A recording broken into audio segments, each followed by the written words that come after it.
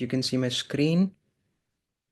Awesome, awesome, right? Okay. So welcome everyone to this hands-on security testing. We did some introduction last time in the last class, and today what a start, right? You all saw what bugs can do, right? You saw that there's a bug and what it did, right? You all saw the errors and how difficult it can make, right? It could make our lives difficult, and imagine the problems it's creating across the globe. Okay, so those are the things, right, that a poorly tested software can do. All right. Okay, so quickly we'll revise, right? What is a vulnerability? We had done this last time. Tell me in the live chat, right? What is a vulnerability and how does it differ from a threat, right? What is the difference between vulnerability and threat?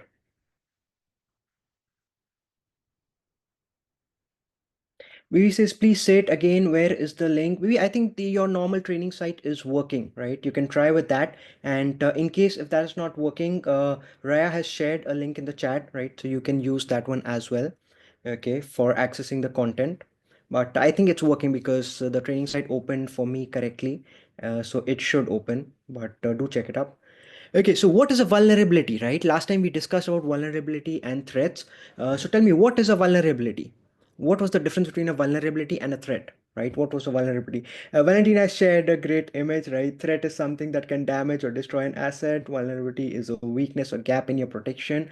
A risk is where assets, threats, and vulnerabilities intersect, right? That's absolutely right. Absolutely perfect. Valentina, absolutely perfect. Binu says, vulnerability is the weakness, right? Exactly, Binu, right? Spot on, right? That is spot on. So vulnerability is where your system is weak, right? So let's say if you have a house, right? So from which part of the house can thieves break in? Okay, so those are the vulnerabilities.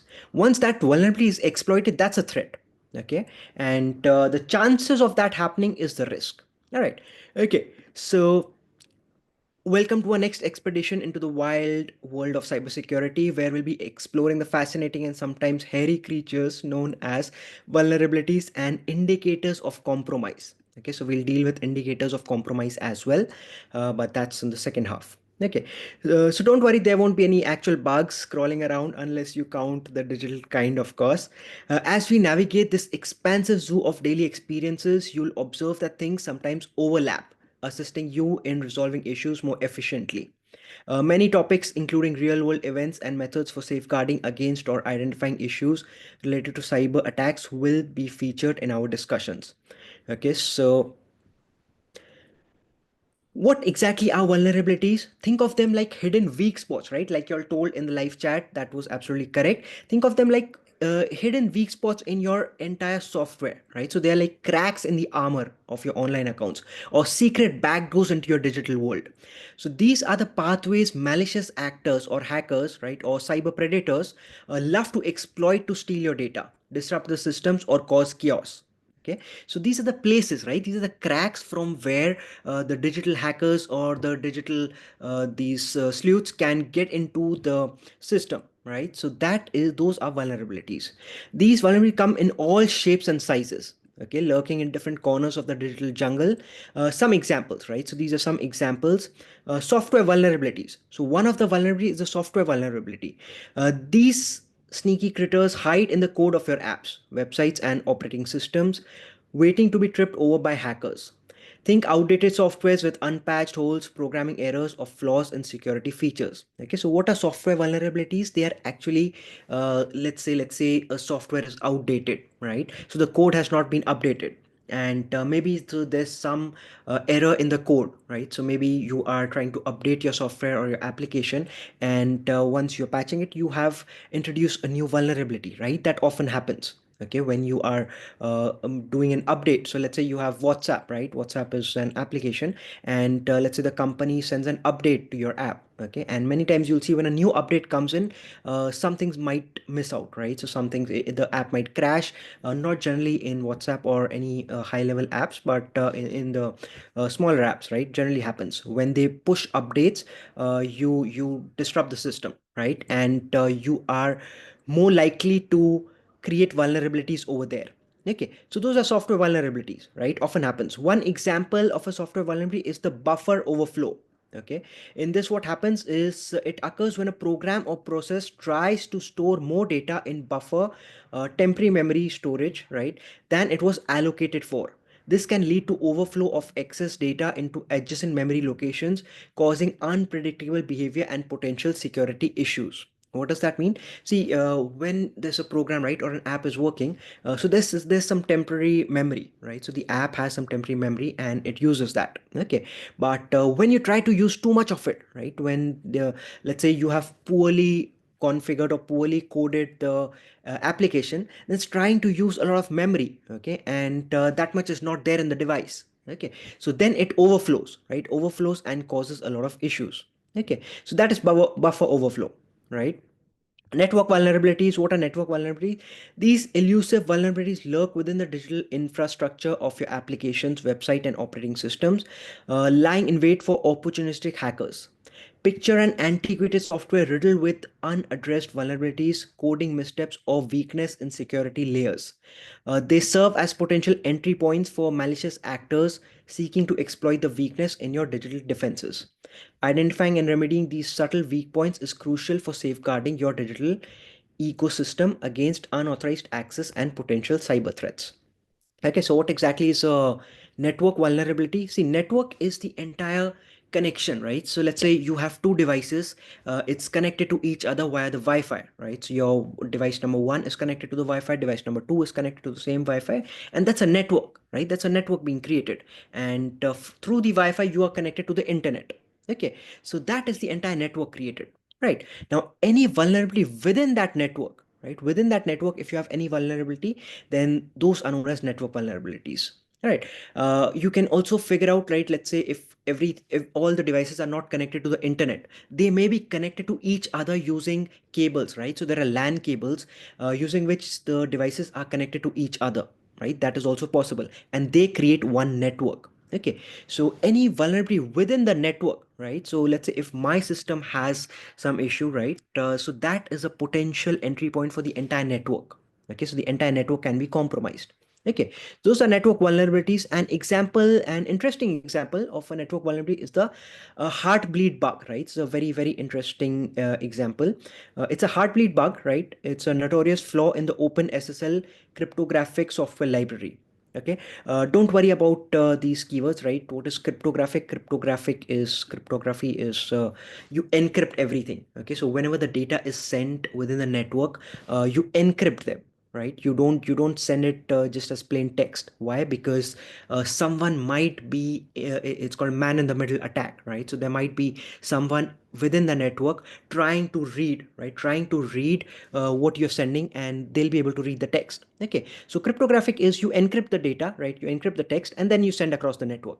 Okay, so heartbleed, right? Heartbleed allows attackers to exploit a weakness during the implementation of TLS heartbeat extension. Okay, now what is TLS? TLS heartbeat extension. See, TLS is basically see what happens is when you're trying to establish a connection. Okay, so first a handshake happens, right? So first I will, let's say if I'm trying to connect to your device. Okay, so my device, or if you're trying to connect to a server, right? So what will happen, first the device will send a ping, right? It'll send a message to the server. It'll say hi, hello, right? Anything, it'll just send one message to the server. The server will respond back, right? And then a connection is established. Okay, that's called a handshake.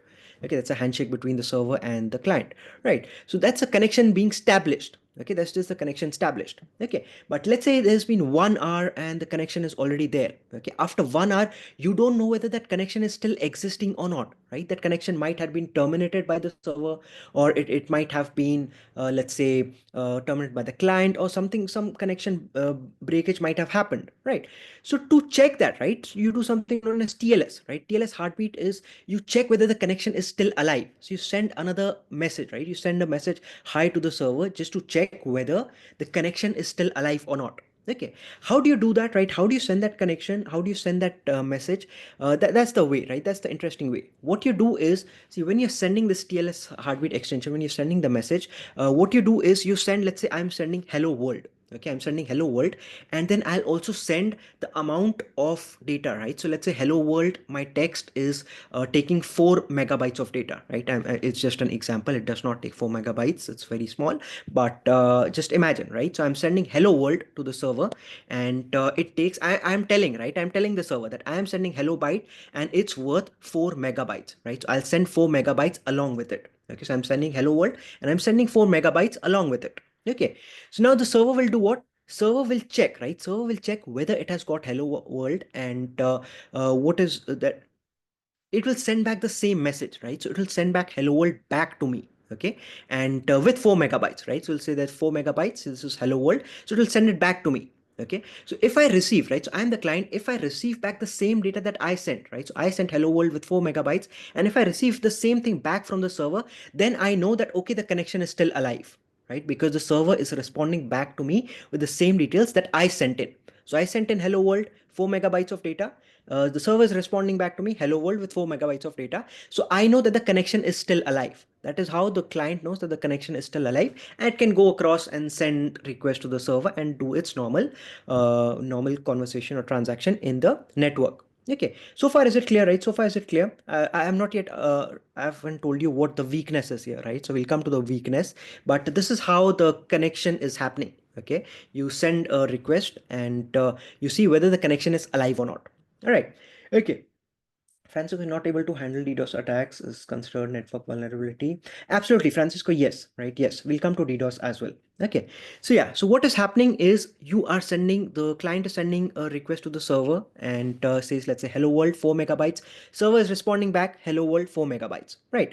Now see the vulnerability here, right? With this particular TLS heartbeat extension, right? So what the vulnerability here was that the server was actually not checking that the hello world that I've sent, what is the actual data, right? What is the actual size of that hello world? So server was not checking that, right? They were not checking at the backend. They were just assuming that the client what is sending, it's sending the truth.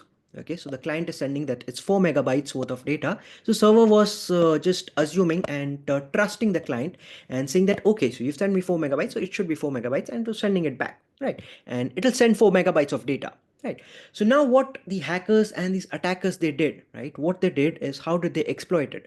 So they sent, let's say they sent hello world, right? So they're sending hello world, but now instead of 4 megabytes, they will say 10 megabytes. Okay, so they say hello world, and instead of 4 megabytes, they say 10 megabytes, right?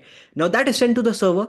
Now the server has to respond back with 10 megabytes of data. The server will respond back with 10 megabytes of data, but the hello world part is only 4 megabytes. Okay, so the remaining 6 megabytes, the server will send in whatever it has in its memory, right? So whatever is there in the current session, in the current memory, it will send back those data, right? Whatever it's there in the current memory, it will send back those data. Okay, so once it sends those additional 6 megabytes of data, the hackers, right, the exploiters can see what extra information is there, and from there they can gather a lot of things, and they can exploit the entire server. Okay, so that is what was done here, right? That was the exploitation, right? That was the weakness, okay, during the implementation of TLS heartbeat extension, potentially exposing sensitive data, right, such as username, password, cryptographic keys, right? All these things, whatever is there in the server, that extra information will be sent back to the client. Okay, why? Because the client send the data is 10 megabytes, so the server has to respond back with 10 megabytes. Okay, even though the hello world is 4 megabytes, it has to send in that extra 6 megabytes. Okay, so this vulnerability became widely known in 2014, highlighting the significance of maintaining secure implementations of cryptographic protocols. Addressing such vulnerabilities promptly through software updates and patches is essential for ensuring resilience of network security against potential breaches. All right. So, what was the key issue here? That the server was not actually checking, right? It was just blindly trusting the client, and that was the vulnerability. Okay, the server should not do that. It should check whether the data that has been sent, hello world, right? Is it actually 4 megabytes? And then compare with what the quantity is sent, right? Is it actually 4 megabytes or not? Okay, so that was the vulnerability, right? Very interesting one with Heartbleed, right? And very famous in 2014. Okay, hardware vulnerabilities, even your trusted devices, right, they aren't immune.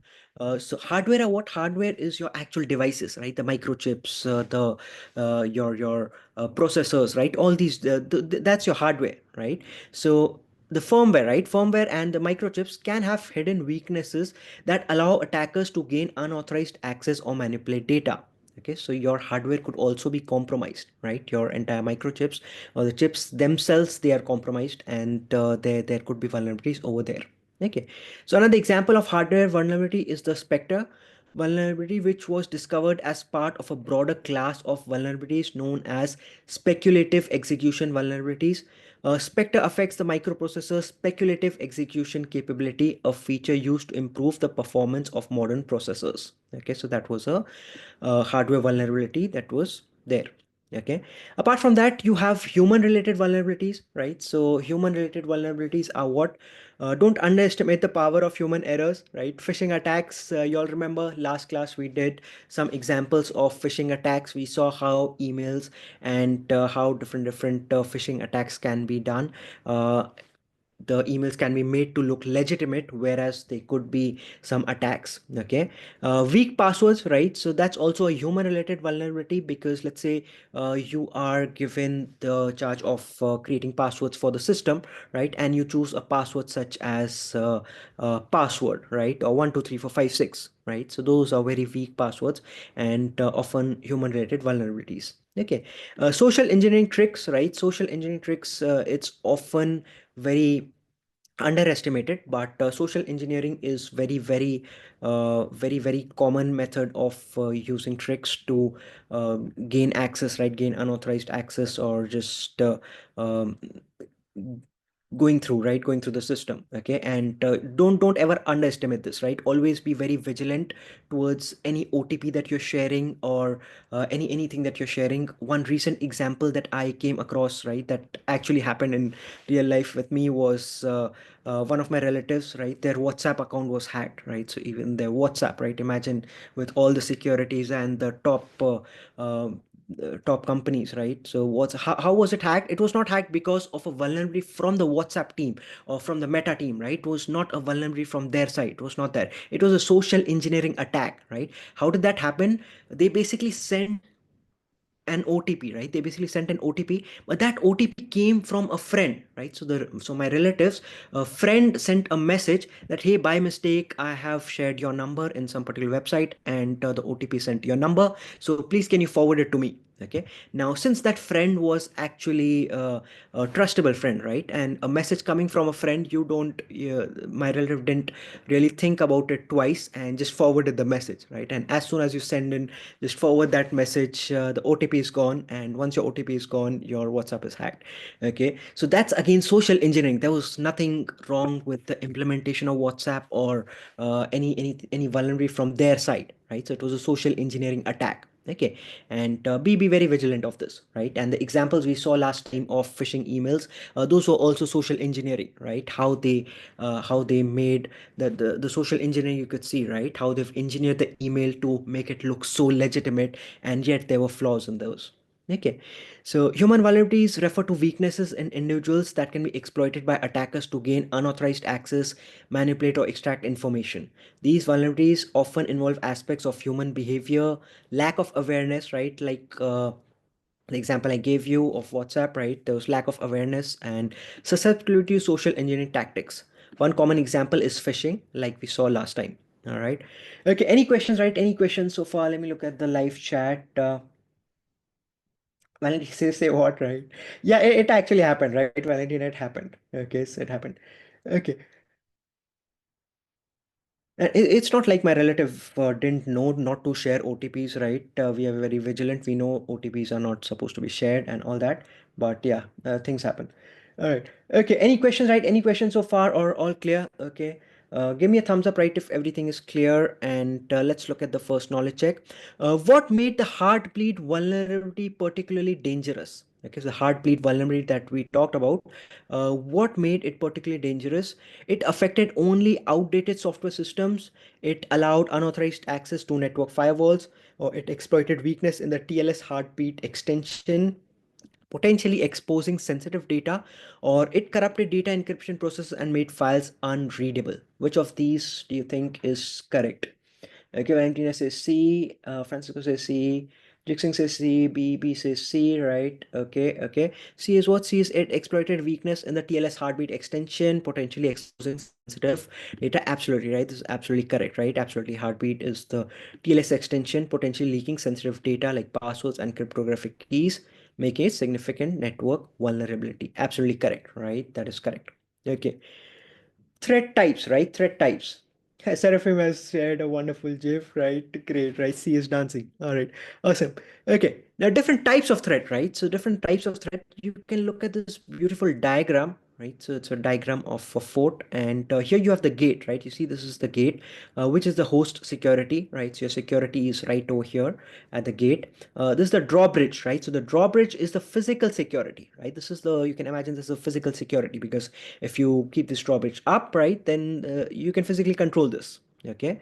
Then you have the outer wall, right? Outer wall is the perimeter security, right? That's the perimeter security. Then you have the inner wall, right? This inner wall is the inner network, right? That's your inner network of connected devices, and that's your network basically. Okay. And here you have the battlements, right? This is the data, right? That's your actual server where your data is residing, and securing this part is essential, right? That's where the data is residing. Okay. And it's more secure. Generally it's more secure, like you will give more focus over there, right? The softwares that you make, and no amount of untrusted access should be made over here, right? So that's the inner part, right? That's the uh, s- um, data security. All right. And at the outer you have the moat, right, where you have the policies, procedures, and awareness, like we talked about last time. Here is where you, this is the outer, right, where you make the guidelines, you make the procedures, you make the awareness, and all the policies. Okay. So the battle for digital security reaches its peak within the very walls of our applications. Here, vulnerabilities become Trojan horses, allowing attackers to inject malicious code, escalate privileges, or forge documents. Okay, what are Trojan horses? Anyone has any idea? We'll talk more about Trojan horses, right, in the upcoming section. But still, has anyone seen Troy, the movie, or know about the Greek mythology of Troy or Trojan horse? Give me a thumbs up, right? Give me a thumbs up if you know what Troy is, right? Trojan horse. What a Trojan horse is. Okay. Valentine says yes, right? Awesome, awesome. Others. Theodros gives a thumbs up, right? Great. Francisco is malevolent software disguised for non-harmful ones, right? Absolutely right, Francisco. Yes, right. That's correct, right? That's correct. That is correct. Okay. Yeah, Seraphim has shared a wonderful GIF, right? That's exactly it is, right? That's exactly what a Trojan horse is, right? You send a horse, basically. It's a very interesting story in Troy. What the Greeks did, right? Greeks sent a horse, right? It was a wooden horse, and inside the horse, the soldiers were there. They left it there, and the Trojans thought that it's a gift to the gods, right? And so if you look at this wall, right? If you look at this wall, it was not penetrable, right? This wall was not breakable. Okay, so they couldn't break through this wall. So they left a horse outside, right? They left a horse outside, and inside that wooden horse, it was a hollow horse, right? Inside the horse, there were actual soldiers, right? They were actual men inside the horse. Okay, and they left it here. And what the Troy, right? The people of Troy thought that it is a gift to the gods, so they brought the horse in via the gate, right? So they very without any doubts, they just brought the horse in with the gate, right? Like they opened the gate, right? Everything is done by them, right? They are opening the gate, they are bringing in the horse, right? Everything they are doing, right? Once the horse is inside, then it starts, right? Then the soldiers from inside came out, and they opened the doors, let the army in, and that is how Troy fell. Okay, so yeah, that was the story, and that is the place from where this word Trojan horses come into the picture, right? So the Trojan horse is something that you yourself bring into your computer, right? So let's say you are trying to download a software. Okay, let's say I want to download a software, and I don't download it from the authentic website, right? I take it from some other website. Okay, and so I am bringing it myself inside my system, right? And it might have some malicious code, right? Might have some malicious code, like Francisco said, right? Francisco said you have some malicious code inside the software, right? So I bring it to my system, and then it starts working on my system and attacks my system. So yeah, okay. Uh, Jomana says, I know it from history, right? Yeah, great. Awesome, awesome, Jomana. Vivi says, I know it. Okay, when he says Greeks fake to leave a gift for Trojans and they attacked them at night when the horse was brought inside the city walls, right? Absolutely right, Valentina. That is absolutely correct. Okay. So the point is that the code, right? The malicious code was hidden inside the horse, right? And you bring it in, and that's when it attacks. Okay. So imagine a hidden backdoor within a castle granting unauthorized access to its deepest chambers. Okay. So one such threat is injection attack, where malicious code is inserted into forms or applications allowing attackers to execute their nefarious plans. Okay. So what is injection attack? You might have seen websites or places where you have to let's say leave a feedback, right, or leave some comments. Okay.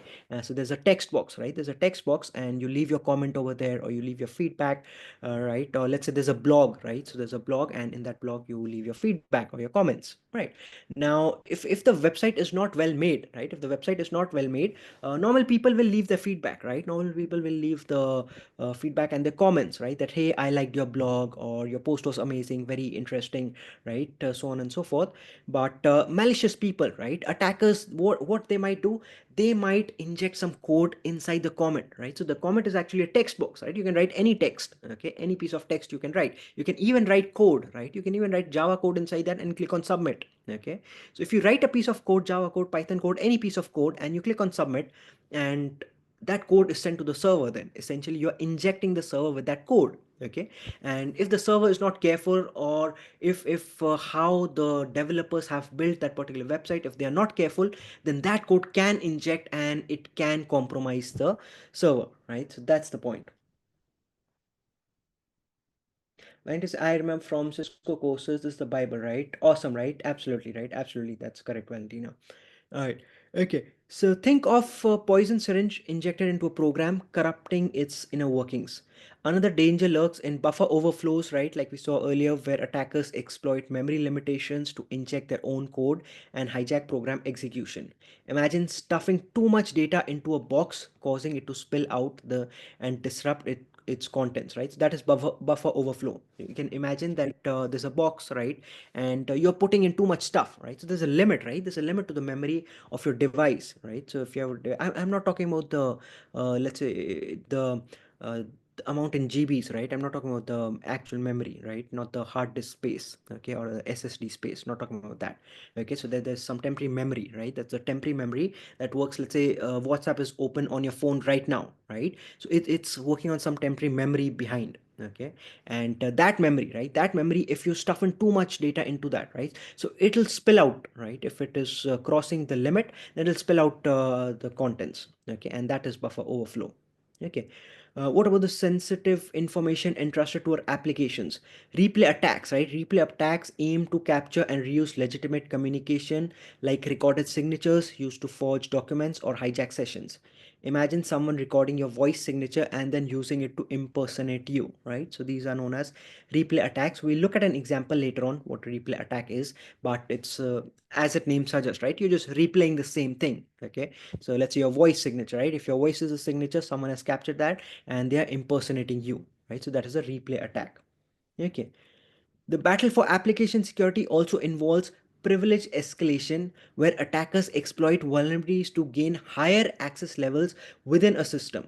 Picture someone scaling a castle wall to reach the king's chamber and seize control, right? So attackers, they might even try to, let's say if I have a normal account, right? So I have a normal account, I don't have administrative privileges to a website, right? I can create a normal, I can sign up and I can create a normal account, right? So I'm a normal user. Okay. Now I can do attacks to make my privilege escalated, right? So I can make my privilege to, let's say, a moderator or administrator, right? So that is privilege escalation, right? That's the kind of attack that you do to gain privilege. Okay. It's not directly compromising with the system's access, right? You're not getting unauthorized access, but because you're a normal user, right? And then you're just increasing your privilege, right? That's the attack. Finally, forgery, right? Forgery raises its ugly head, creating fake data or documents that appear legitimate, fooling users and systems alike, right? So this was something similar to the emails that we saw last time in our phishing techniques. So that was forgery, right? Don't forget the hidden chambers within your digital fortress in the castle that we saw, right? Directory traversal attacks exploit weaknesses in the file paths to access unauthorized directories or files. Imagine finding a secret backdoor in a filing cabinet that leads to hidden compartments brimming with sensitive documents or critical system files. By implementing secure coding practices and validating user input to prevent path manipulation, we can ensure these backdoors remain firmly shut. Right. So those are the principles that you can apply. Okay, we'll look at more types, right? We'll look at more types, malware types, right? Now, what is a malware, right? What is a malware? Tell me, what is a malware? How does this term malware come into the picture? We discussed this last time. What are the two words that create this word malware, right? Tell me the two words that actually create this word malware.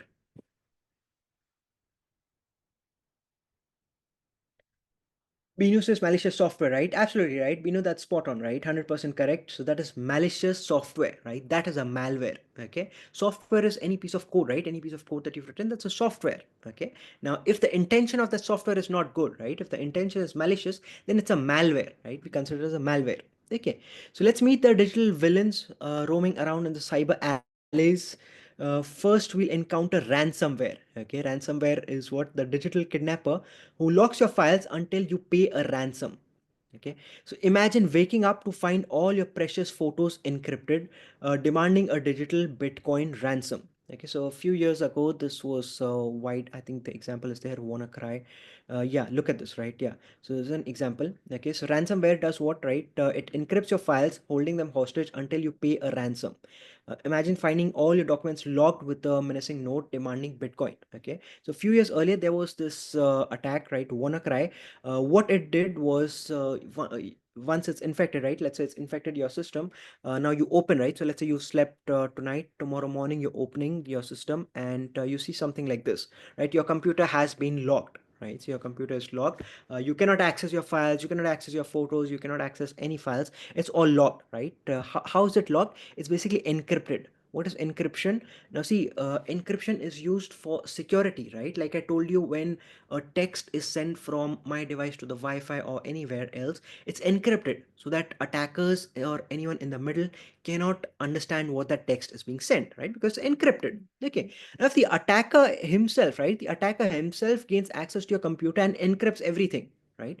So only he or she can decrypt, right? So only the person which has the secret key, they can decrypt. Okay, otherwise you cannot decrypt, right? Because they've encrypted everything for you. Now everything for you is gibberish, right? Everything is locked. Now you cannot access anything, you cannot open anything. Okay, so that is ransomware, right? What is ransom? Now they want ransom, right? So if you want access, right, so they'll give you a threat, right? They'll give you a threat that if you want access to this, then pay so much Bitcoin, right? For example, to unlock the computer, you are obliged to pay a fine of $200, right? And you have 72 hours to pay the fine. Okay, so send in this $200 or send in these many Bitcoins, and within this time, right, and then your this will be unlocked. Okay, and so yeah, one example of this ransomware is the WannaCry, right, attack in 2017, where the ransomware infected hundreds of thousands of computers worldwide by exploiting a vulnerability in Microsoft Windows, encrypting files, demanding ransom payments in bitcoins for the release. Right. Francisco says we received a WannaCry at my uh, old place of work on an old server. We used to pass and verify data before uploading to our network. Thank God we had this middleman passage, or we would have been gone, right? Yeah, yeah, absolutely right, Francisco, right? Thank you for sharing that example. And you can see, right? You can see how widely it was, right? It was everywhere, right? It was everywhere in 2017. And it was exploiting, right? It was exploiting vulnerability in the Windows operating system, okay? And it was a menace, right? It was a menace because you can't do anything. You can't do anything. You simply can't do anything. Okay, it's not easy to decrypt. See, that's why encryption algorithms are famous, because if I encrypt, right? So let's say if I'm saving your username password, I'll encrypt them and then save it in my database. Why? Because tomorrow if someone hacks my database, they gain access to the username passwords or informations, they'll not be able to make much sense out of it, right? And decrypting them would be a nightmare for the attackers, right? It'll be a nightmare. Okay, that's why that encryption defense is there. Okay, now the attackers themselves are using that, right? So imagine it's a nightmare for you. So the roles are reversed. The attackers have encrypted everything for you, everything in your device, right? Now it's a nightmare for you to decrypt, to access them. You can't do anything. Okay, so that's what ransomware is. All right. Okay, so Trojan, right, pretends to be a harmless program but hides a nasty surprise inside, right? Like we talked about the Trojan horse and the entire Greeks and Troy story. Okay, so that's basically a Trojan. Okay, you can look at this example, right? It's a beautiful image. So John Smith, right? John Smith shares this. Have you guys seen this? This behavior is unacceptable, right? And shares a link. Okay, shares a link. Okay, now you might see this post on Facebook or Twitter or somewhere, right? And you see that, oh, this is a great link, right? Let's see what this unacceptable behavior is. You click on that link and shows you a video, right? Takes you to a video and then shows that you are missing a plugin to play the video. Please download the plugin now.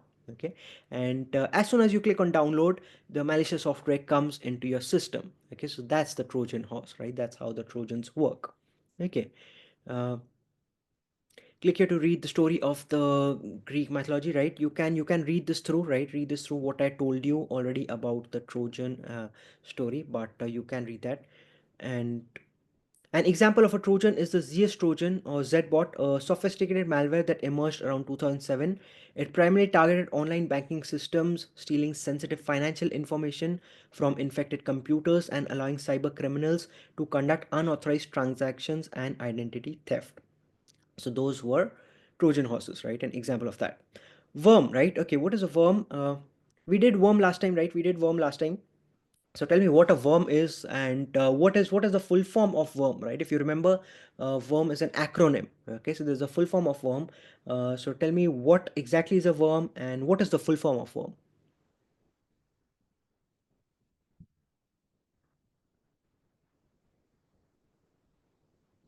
Vinu says write once, read many, right? Absolutely right, absolutely. Valentina says write once, repeat many, right? Exactly right, Valentina. That is also correct, right? Yeah, yeah. Write once, read many, write once, repeat many times, right? Absolutely, absolutely correct. Okay, so that is exactly what a worm is, and yeah, read. Sorry, right? Yeah, yeah. It's actually read, right? But the meaning is same, right? Repeats, right? Repeats. It replicates itself. Okay, so yeah, like you see here, right, replicates rapidly, right? That's what a worm is. It will replicate itself and infecting the connected devices like a digital plague.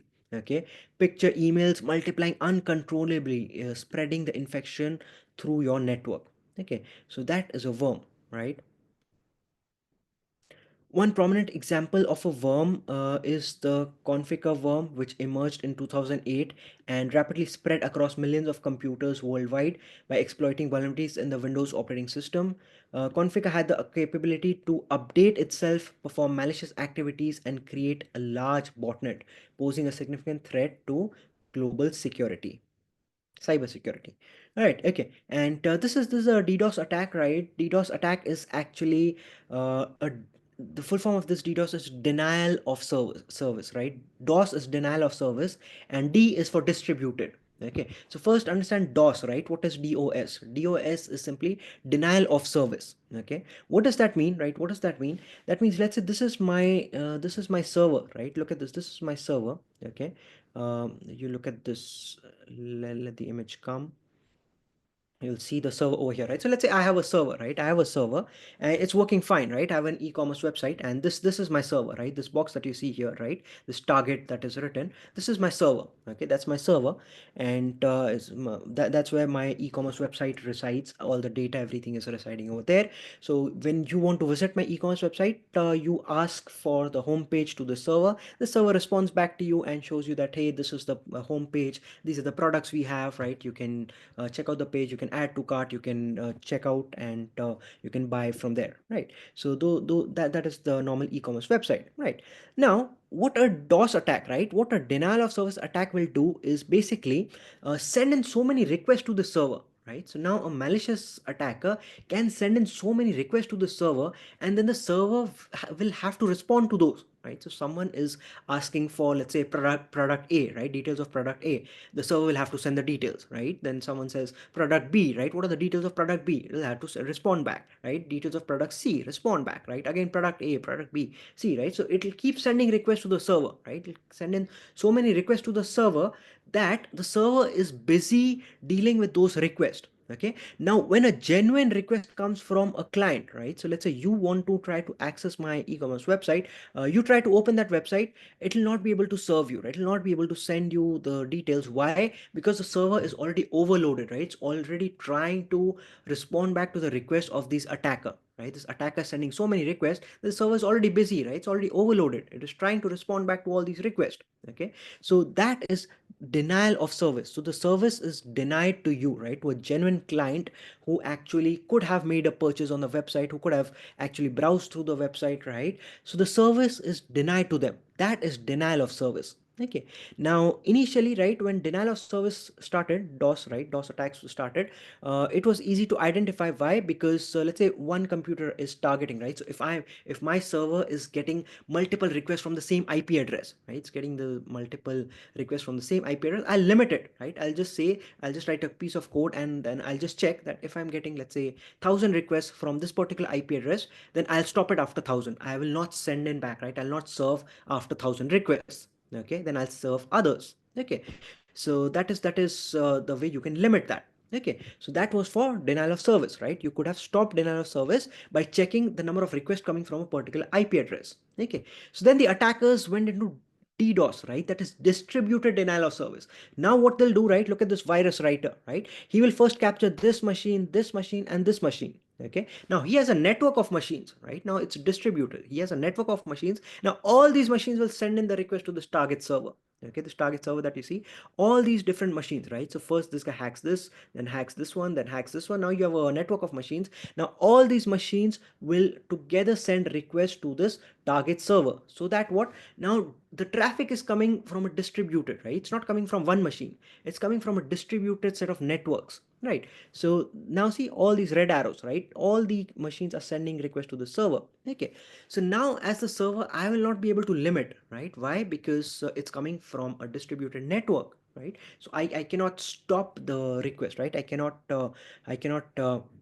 I cannot send in, right? Like I cannot stop serving the request, right? So I will have to, right? I'll not be able to know whether it is coming from genuine users or it's coming from an attacker, right? Or a person who's written a virus.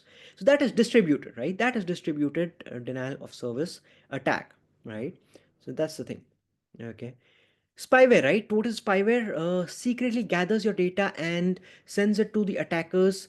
Imagine a hidden camera in your computer spying on your keystroke and browsing habit, right? That's a spyware. Okay. So again, it's a software, right? It's a malware, right? Malicious software trying to spy on you, right? So a real world example of a spyware is the Finfisher spyware, which has been associated with government surveillance. Finfisher infiltrates target devices, enabling the monitoring and exfiltration of sensitive information, including keystrokes, screen captures, communications, without the user's knowledge or consent. Okay, so what this does is actually it will come in your device, right? So it's there in your device. Now you don't know about it.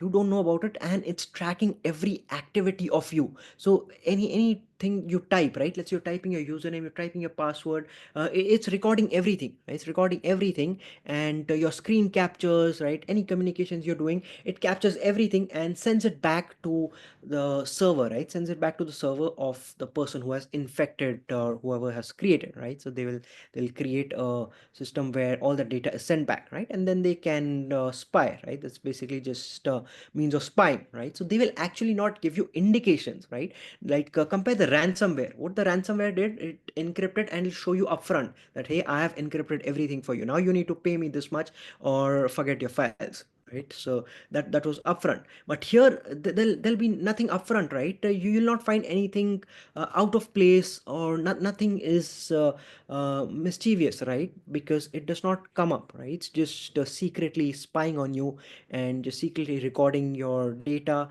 and sending it somewhere. Okay, so that's spyware, right? Okay, Tina has shared a amazing GIF, right? John Cena. That's funny. All right. Okay. Then you have a bloatware, right? What is bloatware? Unwanted software pre-installed on devices, right? See, from the name itself, you can understand, right? Where is from the software. Bloat is just to bloat, right? It's just additional stuff, okay, that you don't want. So unwanted software pre-installed on devices. So let's say you purchase a new phone, and many apps are already installed on it, right, that you don't even need. Okay. And so those are bloatwares, right? Those are bloatwares, often consuming resources and slowing the device down. Okay, think of them like unwanted guests at a party hogging the snacks and slowing down the fun, right? So that's bloatware. Okay, so five signs, right? Five ways you can diagnose whether an app or program is bloatware. So number one is you see that the program wants you to make a purchase. Okay, the program will try to see that you want to make some purchase or not, right? Number two is you say you don't recognize the program, right? You don't recognize, you feel that it's just there, right? It's just there, it's of no point. You don't remember downloading it for your purpose, right? Like Eclipse, you've downloaded because you wanted to try Java. Okay, you want to write some codes of Java, right? So you remember downloading them, installing it. Okay, but these softwares you don't remember, right? You don't recognize why they're there in your system at all, or why it's there in your phone. Okay, when did you put it in, and why exactly is it there? Okay. Third, right, number three is you are bombarded with pop-ups from this app. Okay, that app will keep sending you pop-ups that, hey, this is there, this is there, click on this, do this. Okay, the program is useless, right? The program is of not use for you any, you're not making any use of it. Okay, the program is hard to uninstall. You try to uninstall, it will not, right? It'll not. It'll just tell you, keep giving you some reasons of not being able to uninstall, right? Or do this, do that, right? It'll be hard to uninstall. Okay, these are indicators, right? These are indicators of a bloatware, but not altogether, right? Not altogether. They could be exclusive, right? They could be mutually exclusive also. Like point number one could be separate, right? The program wants you to make purchase, right? Gives you pop-ups of making some purchases. Okay, and it's not mandatory that you'll have all 5 points. Okay, any one point is an indication. Okay, so let me look at the live chat, right? Francisco says bloatware, you mean Windows, right? Sorry, wrong chat, right? Yeah, Francisco.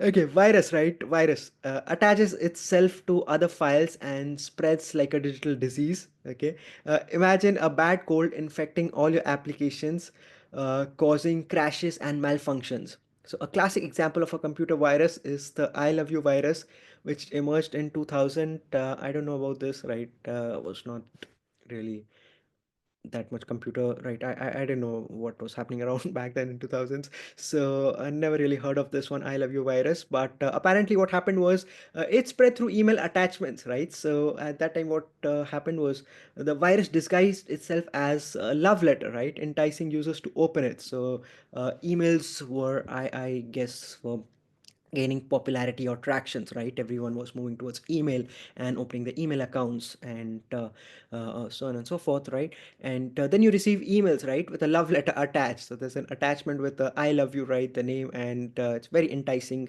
Could be with images or something. And so once you open it, right, once the person who received the email opens it, it propagated by sending copies of itself to the victim's email contact. So whoever's in your contact, so it'll send in to all those contacts, right, the same email. Okay, as soon as you click on it, and it caused widespread damage by overwriting files and spreading rapidly across computer systems. Okay, so that was the virus. All right. Keylogger, right? Again, a very interesting thing, right? Keylogger, you should be well aware of this. It records every keystroke, right? Stealing passwords and sensitive information. Picture a hidden microphone attached to your keyboard, whispering secrets to eavesdropping attackers. Okay, so what a keylogger basically does, it's a software, right? Let's say if I install software on my system, now that keylogger will keep track of everything that is being done on my system. Every letter that is being typed, everything is recorded in that logger. Okay, and you can open that logger anytime and you can see what was typed, right? Now why is this dangerous, right? Because let's say if I have installed it in my system, right, and someone else tries to access, let's say it's a public system, right, it's not your personal device, and it's a public device, right, it's a public place.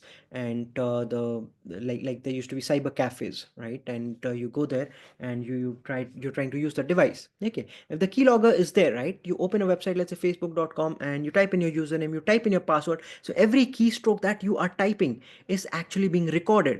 Okay, so when the person who has actually installed the keylogger opens the log, right, opens the log, he'll see that, okay, you open www.facebook.com. Okay, and then the next thing that you most likely would have typed is your username, and the third thing you most likely would have typed is your password, right? And that's it, how you can gain access, right? How the attackers would gain access to the passwords, right? So that's a keylogger, right? And this can be infiltrated, right? Could be attacked to a system and installed in that system as well. So very dangerous, right? Keylogger is a very dangerous piece of software, especially because they can be kept in stealth mode as well, right? Can be kept in stealth mode, and very difficult to detect, right? Very difficult to detect, so be very careful of that. Okay. Francis, I had a keylogger on my PC some time ago. How did I notice? Well, let's just say that entering my Amazon account and trying to buy €100 Play Store gift card was not nice.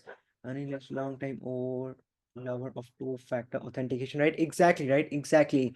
That's why two-factor authentication came into the picture. But Francisco, we would love to hear, right? We would love to hear how did you understand that the keylogger was there, right? How did you detect the keylogger? How did you understand that, hey, a keylogger is here, right? We would love to know, right? If you can share that. So that's a keylogger, right? That's a keylogger, and so it's good to know all these, right? It's good to know all this so that you are aware of what are the different types of malwares that are there.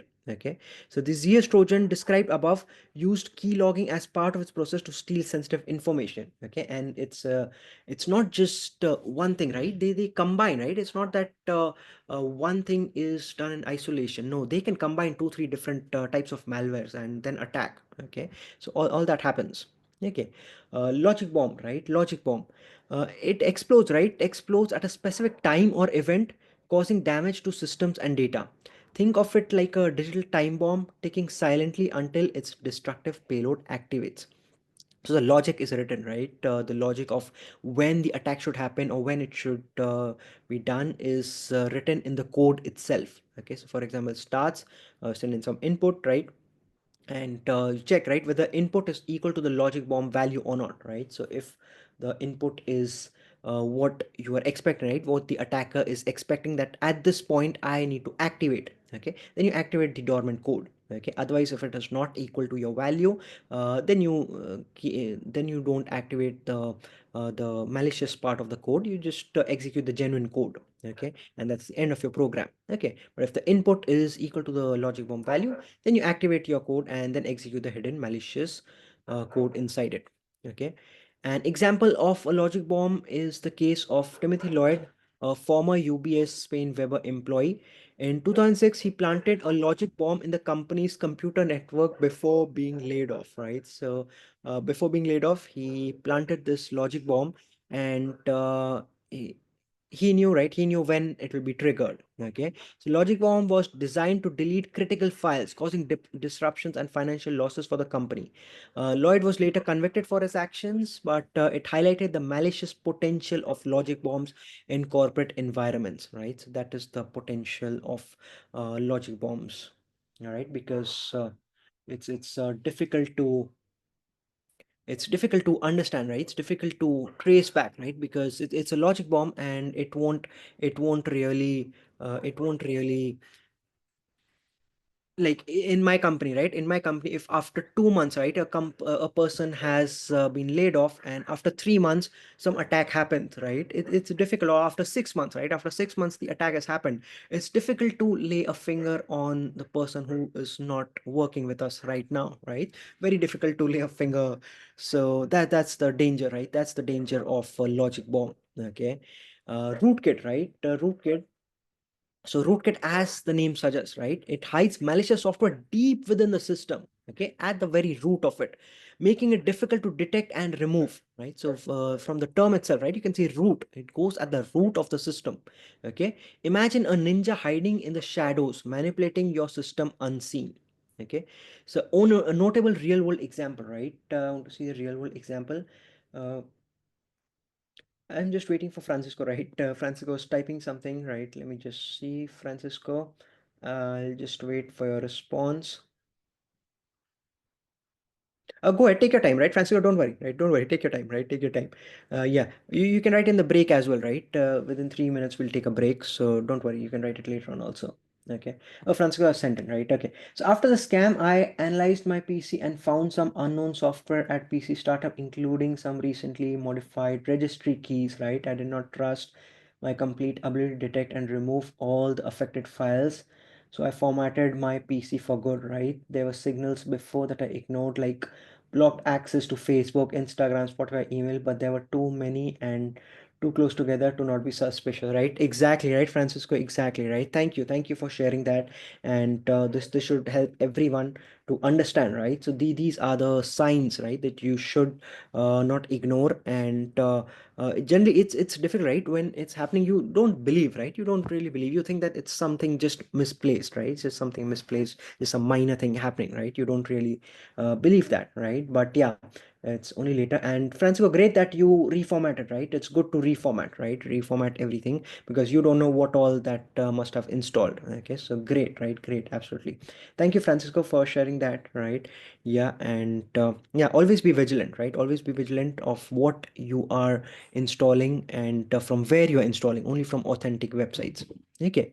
So yeah, back to the rootkit, right? Notable real-world example of the rootkit is the Sony BMG copy protection rootkit, right? So Sony BMG copy protection rootkit that gained infamy in 2005. So what Sony did, right, in an attempt to prevent unauthorized copying of the CDs. So if y'all remember earlier, we used to have CDs, right, for saving data and reading from the devices. Okay, so music used to be in CDs, movies, everything used to be in CDs. Okay, so Sony BMG included a rootkit on some of their music CDs. So inside their CDs, they included a rootkit. Okay, and this rootkit concealed itself on the Windows systems, making it difficult to detect, and removing it posed security risks. Okay, so the incident led to legal actions against Sony BMG and increased awareness about the potential misuse of rootkits in digital products. What Sony did was that rootkit would help in preventing unauthorized copying of the CDs, right? So once that rootkit is there in your system, and now if you're trying to copy the CD, right, or if you're trying to make unauthorized access or you're trying to distribute, it will not allow you, right? It will not allow you because that rootkit is there in your system, right? And Sony has injected that, right? They've injected that in the system, okay?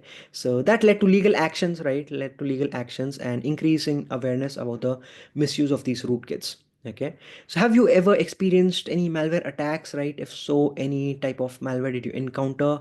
How did you think it happened, right? Francisco shared with us one of them. Anyone else, right? Anyone else who has ever experienced any malware attacks?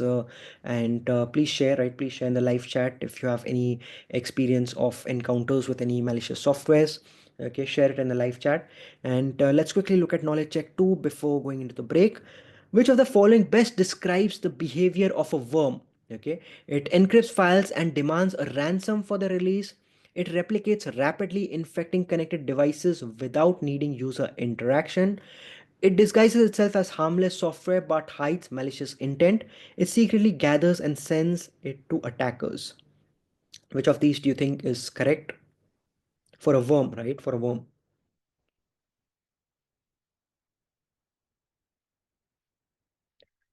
Okay, Valentina has said B. All right. Okay, B is replicates rapidly, infecting connected device without needing user interaction. Others.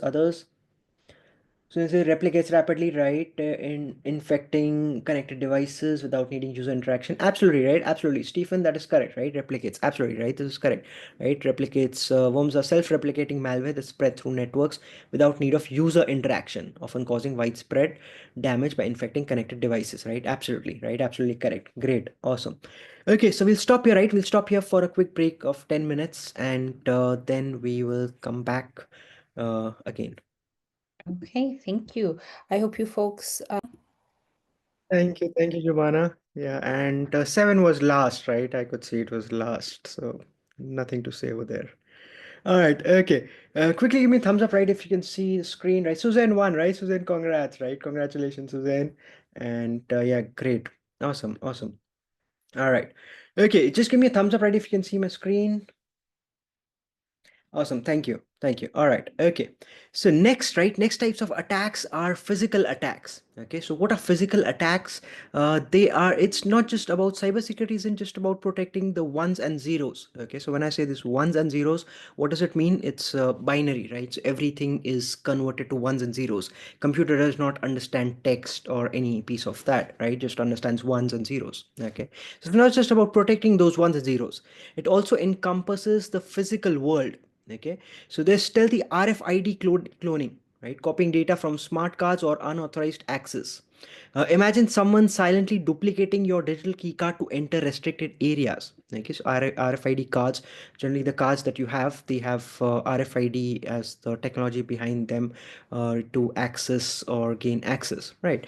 Now, if you clone that card, right? If you clone the RFID, it's the frequency, right? It's actually a frequency integrated device, something like that. Okay, so that frequency, right? If you clone that, right, then you will also get the access. Okay, if the same frequency your card is also emitting, you'll get the access. Okay, so even the environment becomes a weapon in environment attacks, right? So you have environment attacks also, manipulating temperature or power to disrupt systems. Picture an attacker cutting off the power to disable the security cameras. So as simple as just switching off the power, right? So that the cameras will not work. Okay, that's also physical type of attack. And don't forget the humble USB drive attacks, Trojan horse in disguise. This you must have seen many times in movies. You insert a USB or something in a device and you gain access to that device, waiting to unleash the malware or steal data with simple insertion. Okay. Finally, eavesdropping attacks like digital snooping, intercept data transmissions through physical means. Imagine someone planting bugs in your office, listening to your every conversation. Okay, so these are physical types of attacks, right? RFID cloning, your environmental attacks like physically manipulating the temperature, the power, the USB drives, right? Using the USB drives to infect systems, or eavesdropping attacks, right? To intercept data transmissions through means like listening devices or bugs that you must have seen being placed in rooms, right? Imagine someone spying on your conversation through planted bugs. Okay, there's a good video, right? There's a good video which I'll just play. Just let me know if you can hear the sound, right? And look at this video, right? Look at this video. It's a very, very interesting one, just a 1 minute video. And tell me, what do you understand from it? Okay, so what do you understand after this video? And just give me a thumbs up if you can hear the sound, right? If the sound is not there, let me know.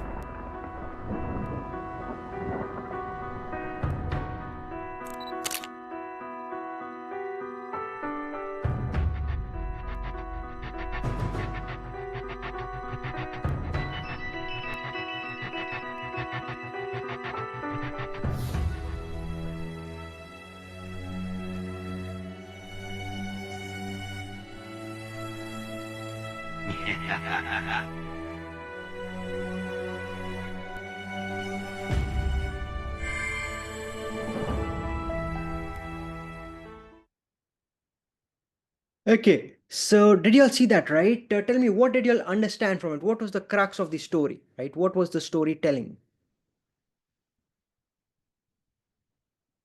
Valentina says, stop any stranger, right? Absolutely, right? Absolutely, Valentina, that is perfectly spot on, right? So a stranger is carrying some files, right? The stranger is carrying some files. He walks in through the office, and nobody questions, right? They're thinking that who is this person, right? Who's this person? In their mind, they're thinking, have I seen this person earlier, right? Is he part of our company, right? They're thinking, but they don't question. They don't question, and in fact, they lead him to the way, right? He asks someone, where is this particular office, right? And where is the meeting room or something, right? And they direct him towards the room, and he goes there, right? Keeps the files and plants plants a bug, right? Plants a microphone, comes back coolly outside, and then listens to the conversations happening inside the room, and gathers information, right? So that's uh, that's a kind of a physical attack. Right now there's no devices, no physical, no digital, right? There's no digital data, no nothing digital involved, right? These are kind of physical attacks, so need to be wary of these also. All right. So yeah, let me look at the live chat. Bino says impersonation, right? Absolutely right. Bino, correct, right? You're impersonating as a member of the organization, right? And it ask for ID, right? Absolutely right. Always ask for ID, and whenever you have any doubts or something. Stephen says no tailgating, must see badge clearly on every employee, right? Absolutely, Stephen, right? That is spot on, right? Absolutely correct. Okay. So it should not be that just because the person is carrying files, you don't assume him to be part of the office, right? If he or she uh, does not have the ID, right? If there's any doubt, right? If there's any doubt, it's always good to confirm. Okay. So yeah, next is the network attacks, right? Network attacks, like we discussed, you have this distributed denial of service attack, like I told you, overwhelming a system with traffic, right, causing it to crash. Think of a digital flash mob flooding a website with requests, making it inaccessible. Like I told you, right? Like I told you, if there was a server with the e-commerce website, the example that I gave you, you have multiple devices, right? Multiple devices. Earlier, DOS, right? Denial of service was only one device was sending a numerous amount of requests, right? But that could be identified because one IP address is sending so many requests, so we can stop that. Okay. Then came distributed denial of service. So many systems together will send in these many requests to the server, right? That the server will either crash and it will not be able to serve genuine clients. So that is distributed denial of service attack. Okay. Savanda says, in my remote office, my cat can enter without badge, right? Yeah, yeah, always, right? Cats are cute, right? Cats are cute. Okay. Domain name, right? Domain name system. Okay. Now, what is a domain name system? DNS attacks, redirecting users to fake websites for phishing or data theft. Imagine a roadmap being tampered with, leading unwary travelers to imposter destinations. Okay, so for that, you need to understand what a domain name system is. What is DNS, right? See, whenever you purchase a domain, you know what a domain is, right? Like google.com is a domain, facebook.com is a domain, right? And let's say if you want to create your own domain with, let's say, example.com or mywebsite.com, right? Then you need to purchase that domain, right? You need to purchase that domain from some service providers, like GoDaddy is a domain provider, Big Rock, right? You have lots of Amazon, right? Amazon also provides that, Google provides that, right? So you have these domain name service providers, right? You can go to them and you can purchase. Okay. Once you purchase, right? Once you purchase your domain, let's say mywebsite.com, right? Mywebsite.com, I've purchased that. Okay. So as soon as I purchase that, what the service provider, right? What they'll do is they will send it to a DNS records, right? To the DNS records, and it will be updated, right? It'll be updated that this is the domain name, this is the IP address, right? This is the IP address, or this is the server location where the request should go. Okay. So whenever next time someone enters mywebsite.com, right? Mywebsite.com in their URL, right? In their browsers, whenever they type in, so then the lookup is happening in the DNS, right? In the domain name system, that okay, corresponding to this particular domain, what is the IP address, right? What is the IP address of the server? Where should the request be sent, right? Because across the globe, the request can be sent anywhere. Okay. So that domain name system, it's like the directions, right? It'll give the direction that where the request should be sent. Okay. Now, if the attacker is managing to hack into this, right, the domain name system, and so they can redirect, right? So the user asks for, let's say, mywebsite.com, and the attacker has changed the domain names, right? Over there in the DNS, he has changed that, okay, mywebsite.com has to be redirected over here, right? Not exactly redirected, but that request should be sent over here. Okay, so it goes to the fake malicious website instead of this legitimate website, right? Because they've changed where it should go. Okay, that is the domain name system, right? That's the DNS attack. Wireless attacks, right? What are wireless attacks? Intercepting or manipulating wireless traffics to gain unauthorized access or steal data. Think of someone eavesdropping on your Wi-Fi connection and stealing your browsing history, right? So what happens is, see, you are connected here, right? So this is your device. This is another person, right? This is the attacker. This is the Wi-Fi router. Okay. So you send in some communication, right? Wirelessly you're sending, right? Through air. Okay. Sending the packets through air. So what happens is these packets are created and these packets are sent to the Wi-Fi router, right? And from there it is sent to the internet. Okay. Now, wireless attacker, right? So the attacker can try to capture those packets, right? While it is being sent to the router, he can sit beside this, right? He can sit beside the router and try to capture those packets, right? Okay, he can try to capture those packets and can easily intercept your conversations or what you're sending in. Okay, so that is a wireless attack. All right. On-path attacks, right? On-path attacks, Valentine says, I never connect to public Wi-Fi's anymore since I study this type of attacks, right? Awesome, right? Great, Valentina. That's good, right? That's the way to go. And yeah, you should not, right? You should be very careful while connecting to public Wi-Fi's or especially if your device has some sensitive information, right? Some sensitive data is there, so be careful of those, right? And yeah, in case not, right, then no worries, right? You can. Okay. On-path attacks, right? Tampering with data as it travels through the network, altering messages or injecting malware. Imagine an attacker editing letters as they're sent, twisting the meaning for nefarious purposes. Okay. So then example, you can see the hacker sends a path for the file directly he wants to the server, right? So the hacker wants a particular file, right? And the server tries to include the path requested by the hacker instead of the normal one, right? So the server has sent the private directory, right? From the private file system, the private file has been sent back to the hacker. Okay, so that is an on path attack, right? That's the on path attack. Okay. Credential replay, right? This is the replay attack that we saw earlier also, right? Replay attack. What is a replay attack? Stealing login credentials and using them to access unauthorized systems. Think of someone finding your digital keys and using them to unlock your online accounts. For example, let's say this is the victim, right? Victim is trying to log into a particular website, and you're sending a password, right? You're sending a password, which is the hash, right? It's the hash.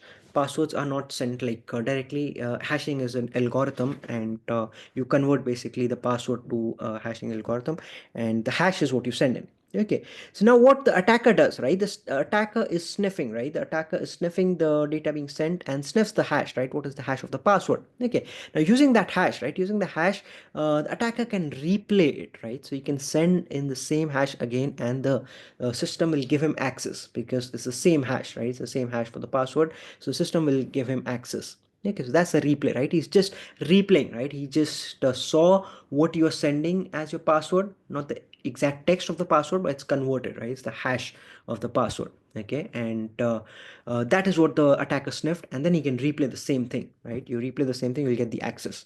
Okay, you have malicious code, right? Injecting harmful code into websites or applications to hijack systems or steal data. Imagine a hidden trapdoor in a program allowing attackers to slip into your digital fortress, right? So the attacker can write some malicious code and through a vulnerable software. For example, the example we talked about earlier, there's a blog post, and in that you have some comment section or feedback section, right? In that the attacker can put in some malicious code and you send it. And if the software, right, or if the server is vulnerable, they are not checking what the text is being sent, and uh, they're not vigilant enough, right? The code is not properly set, the security is not set, the software is vulnerable, then the code will be executed on the server, right? And once it's executed, malicious code may get executed on the device, right? And that is what might lead to, based on whatever is the malicious code, can get access or sensitive information, whatever happens, so that is compromised. Okay, knowledge check 3, right? Let's look at knowledge check 3. Which scenario best illustrates a DNS attack? Okay, which of the following scenario gives you the idea of a DNS attack? Okay, you're trying to visit your bank's website, but you get redirected to a fake site that looks identical, asking for your login credentials, login details, right? Your favorite website is suddenly flooded with so many requests that it crashes and becomes unreachable. As you're browsing online, someone taps into your Wi Fi connection, reading all your emails and messages. You install a seemingly harmless app, but it secretly installs a backdoor allowing hackers to access your system. Which of these do you think is a DNS attack, right? What is a DNS attack? Domain name system, right? That's the DNS attack. Nigeria says A, Susan says A. Others, what do you think? It's A, B? Stephen says A, right? A, right? Absolutely. BB is typing. Let me see. This is A or B, not sure, right? Yeah. Okay, great, right? A is correct, right? A is correct. Okay. See, DNS is basically the DNS system I told you, right? The domain name and what is the corresponding IP address, right? So it's like you come and ask me for directions, right? Where is this particular address? And I tell you you have to go left, right, right. So I am the DNS is the one which gives the directions. Okay. So like this, right? You're trying to visit a bank's website, but you get redirected to a fake site that looks identical. That's a DNS attack. Okay, because you're trying to access the bank site, right? Bank.com. Okay, you're going to the correct domain. Okay, but the DNS is misconfigured, right? The DNS has been hacked. Okay, so then it'll lead you to some other website, right? So you'll feel that, okay, I am going to facebook.com, right, or bank.com, right? It's the same address. Okay, but the website opening is something different. Okay, why? Because it redirected to someone else, right? B was your favorite website is suddenly flooded with so many requests that it crashes and becomes unreachable. This is the DOS attack, right? That is the DOS, denial of service, right? So this B is the denial of service because so many requests were sent that it is now crashed, right? And it's unreachable. So it cannot be accessed by genuine clients, right? The e-commerce website example that I gave you, right? That was DOS, right? Simply put, DOS attack, denial of service. Okay. Then you have additional D, which is distributed denial of service because you have multiple systems targeting the same server, right? So yeah, that's the one. Okay, we says okay, right? Clear now. Thanks, right? Awesome, awesome, right? Perfect, perfect, perfect. Okay, now you have password problems, right? There are some password problems also, right? Our exploration of the digital battlefield continues. We face the might of network attacks, but shadows hold more secrets, where even the very foundation of digital security, cryptography, is challenged. Okay, here we encounter the intricate dance of birthday attacks where the laws of probability become weapons. Imagine finding two people with the same birthday in a room. The more people there are, the higher the chance. So if there are more people, right, there are more chances of two people having the same birthday in the particular room. Okay. Similarly, with enough data, attackers can find two different inputs that generate the same cryptographic hash, potentially breaking digital signatures or encryption, right?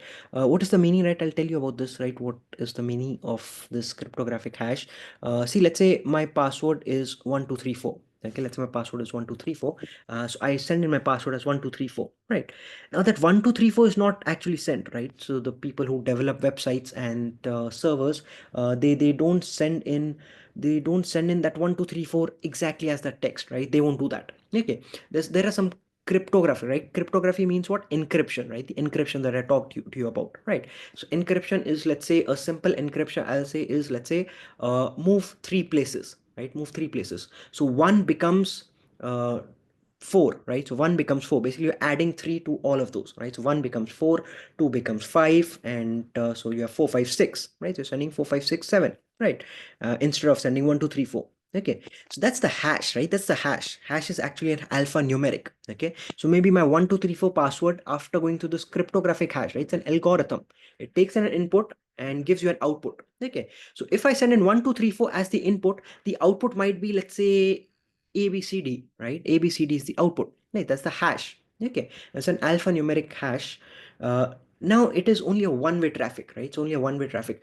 If I give you ABCD, you cannot go back and you cannot create 1234. Okay, from 1234 you can get the hash of ABCD, right? But if I give you ABCD, you cannot go back and take the same 1234, right? You cannot go back. You cannot decrypt it. Basically, hashing, you cannot decrypt it. All right. So now the point is, right? The point is that that ABCD is sent and stored in the server, right? So in the server in my database, I will store ABCD. I'll not store your password 1234. I don't store that. Your password is 1234. I'll not save that. I will save only ABCD. Why? Because tomorrow when you come, right? Tomorrow you come to my website and you given your username, you given your password 1234, right? I will again use the same algorithm to convert it to the hash. The hash will again come as ABCD, right? Because 1234 is the input you're giving. It'll come as ABCD, right? Then I'll compare it with my data that is there in my database, right? Is it the same? ABCD is the same as that you've given. If it is the same, then I'll say yes, you are authentic, and I'll allow you to log in. Okay. Now the problem here, right? The problem here is that, see, your 1234 was giving ABCD as the hash, right? But it's not mandatory that only 1234 will give the same ABCD, right? Any other combination, right? Let's say 7777, right? 777 could also give the same hash as ABCD. So 777, someone else having the same password 777 can also give the same hash as ABCD. Okay. Now, if the attacker, right, if the attacker knows this, right, attacker knows this and knows what is the hash and knows that, okay, 777 is also giving the same hash, then they can use that particular password to also gain access, right? So that is the attack, right? That is the attack. Okay. And a birthday attack is basically a brute force attack that exploits the mathematics behind the birthday problem in probability theory.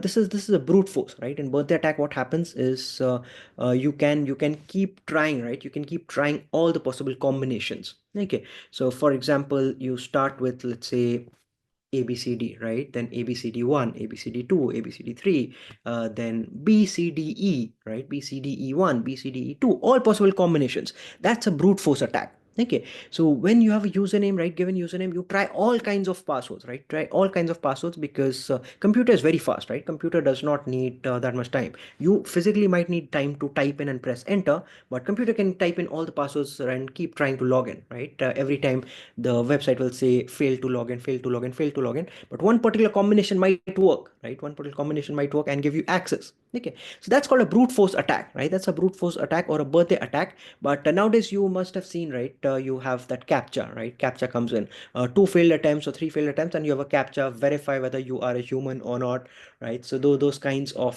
things have come into place to avoid these kind of brute force attacks, right? So to prevent these brute force attacks, it's basically for that, right? That they're just trying to see whether you are an actual human who has who has got the password twice wrong or thrice wrong, and not some bot, right, or some script that is trying to brute force their attack into the system, right? So that is the birthday attack or the Bruce folder attack. And you can see the list of most common passwords, right? Some of the most common passwords are 1, 2, 3, 4, right? 5, 6, right? 1, 2, 3, 4, 5, 6, 7, 8, 9, 1, 2, 3, 5, 6, 7, 8, password, QWERTY 1, 2, 3, right? QWERTY, why? Because generally you see these are the first few characters of the keyboard, right? QWERTY, those are the first characters of the keyboard. So people generally do QWERTY 1, 2, 3, QWERTY 1. So these are not good passwords, right? Very common passwords, and some not so not very secure, right? Not very secure. So generally be aware of these and be careful, right? Be careful. Password for Louvre is Louvre. Valentina says huge problem, right? Okay, I don't know, right? I don't know if that is true or not, but yeah. Okay, so yeah, that was a Bruce Ford attack, right? Bruce was attack, and uh, a most real approach, right? Password spraying, right? Password spraying, where common passwords are sprinkled across many accounts, hoping for a lucky strike, right? Basically, just a lucky strike. Imagine someone trying the same key on multiple doors, hoping one will open, right? So you can also do an opposite kind of attack, like you have a bunch of usernames, right? Now you change the username, you keep the password as same, right? I'll keep the password as, let's say, QWERTY123, right? Because I have, let's say, 10,000 usernames. Now I know one of these persons would have used the password QWERTY123, right? Very likely. Or one of them would have used the password as password, right? So I'll try this, right? I'll change all the usernames, but I'll keep the password as same, right? I'll keep the constant password as QWERTY123, but I'll keep different usernames, right? I'll try them. Anyone who, if any username has this password QWERTY123, I'll get access, right? And that's how it's compromised. Okay. 90 says password to Louvre's video serving system was Louvre according to employee, right? Oh, okay. Thank you for sharing that, right? That's a wonderful, right? That's a great insight, right, Valentina, with the latest theft that happened at Louvre. Okay, so you see, right? You see, even so recently, right? Even so recently, the theft that happened was because the security password was Louvre, right? So now these are things, right? These are things you should be aware of, right? And as a software tester, or these are things you need to test, right? As a software tester, you need to test these, okay? And it's basically how security testing is done. All right. Okay, more threats, right? Cracking the digital vault. We've traversed the treacherous terrains of network attacks and application assaults, but our cyber odyssey isn't complete without venturing into the enigmatic realm of cryptography, right? So that is what I told you, what cryptography is. Yeah, even the inviolable walls of encrypted data are not immune to attack. Cunning minds devise intricate systems or schemes to crack the digital vault, demanding our utmost vigilance and understanding of their methods. Okay, so you have let's say downgrade attack, right? It's a subtle maneuver where attackers force systems to use weaker encryption algorithms. So imagine an attacker swapping a high-tech digital lock with a rusty old one, making it a child's play to pick. Okay, so by exploiting the configurations, right, misconfiguring of vulnerabilities, attackers can manipulate systems to rely on outdated or less secure encryption methods, rendering them more rendering the once impenetrable vault vulnerable. Okay, that's a downgrade attack, right? They can attack the system to change the encryptions they're using, or maybe the kind of system, right, they were using, and downgrade it, right? So that now it becomes easy for them to attack. Okay, real battle of cryptographic supremacy revolves around the elusive collision attack. In this intellectual just attackers strive to find two entirely different messages that produce the same digital signature, like I told you, right? Two different messages that will produce the same hash, right? Like 1234 is also producing ABCD, 777 is also producing ABCD, right? So that is how you can attack these cryptography, because you cannot decrypt them, right? See, decrypting them from getting from ABCD to 1234 is, it's a nightmare, right? It's a nightmare, because the algorithms are very good, right? The algorithms are very good. So going from ABCD to 1234, it's a nightmare, right? Even for the attackers. Okay, so they keep trying to find different way which will give the same hash, right? That's the collision attack. Okay, picture an art forger meticulously creating two identical paintings, one genuine and one a masterful replica, both bearing the same artist's mark. If successful, attackers can create fake messages that appear authentic, allowing them to bypass security checks, forge documents, or impersonate legitimate users. A collision attack can be paired with a birthday attack in order to seek out vulnerabilities. Okay, so that's the these cryptographic cracks highlight the importance of staying ahead of the curve, right? Implementing strong, up-to-date encryption algorithms and patching vulnerabilities promptly, employing techniques like salting and hashing, make the attacker's path treacherous and the victory much harder to achieve, right? So salting is a technique, right? Salting is a technique where what you do is, let's say you given your password as 1234. Now I'll not keep that 1234 as your password, right? I'll add a salt to it, right? So that salt will be uh, uh, uh, it'll be a fixed set of word, right? Let's say my salt is hello, right? Hello is the salt that I'm using. So I'll concatenate, right? You all know the meaning of concatenation. So 1234 is your password. So now the password that I'll take in is 1234 hello, right? I'll concatenate, then I'll encrypt that, and that I'll save it in my database. Okay, so even if a person is giving a weak password, I will concatenate it with my salt, right? So you always add the salt and then you encrypt and then you save it in your database. So that's salting, right? Just add some additional, right? So that it becomes difficult for attackers, right? That is salting. Okay, so those are the different types of attacks, right? Different types of attacks. Any questions, right? Any questions? Let me see. When it says like A1, A2, A3, A4A, right? Yes, that's a password, right? That's a password, right? Yeah, the salt is actually, see, the salt. The example that I gave, hello, is a very simple one, but generally it's a complicated, right? It's a complicated alphanumeric piece, right? So let's say X Y Z H L M A Q, right? 1275, something like that, right? So that's a big salt, right? That's the salt. Okay. So when instead of 1234, right? Yeah, yeah, for your password, right? Like if you have A1, A2, A3, A4, right, as your password, then I'll add in my salt, right? That complicated salt I'll add in. Now that full thing is your password. Okay, so you don't have to remember that, right? You will always, whenever you're trying to log into my website, you'll give me your password only, right? Because I know what my salt is, right? I know, the attacker does not know, right? I know what my salt is. Okay, that big alphanumeric number, right? So I will always attach it to your password, concatenate it, then I'll encrypt it, and then I'll check with my database whether it's matching or not. Okay, so if the attacker knows your password, has gained access to your password, then yeah, but in case he or she is trying to hack in, right, she's trying to hack in, then they'll face a difficult time, right? So that is the thing. Okay, now let's move to IOCs, right? What are IOCs? See, IOCs are basically indicators of compromise, right? IOCs are indicators of compromise, or artifacts or observable patterns that suggest an information security incident or potential security threat. These indicators are crucial in cybersecurity for identifying and responding to security incidents. IOCs can take various forms, and their detection often relies on monitoring and analyzing network traffic, system logs, and other resources of cybersecurity data. Right. So that is Valentina says, "Is this page blank, right?" Yeah, yeah, Valentina, right? Yeah, it's the knowledge checks is in the different places, right? It's in the subsection, right? It's not there in the main this, right? It's distributed uh, across the content, right? The knowledge checks that we did, right? All the knowledge checks that we did.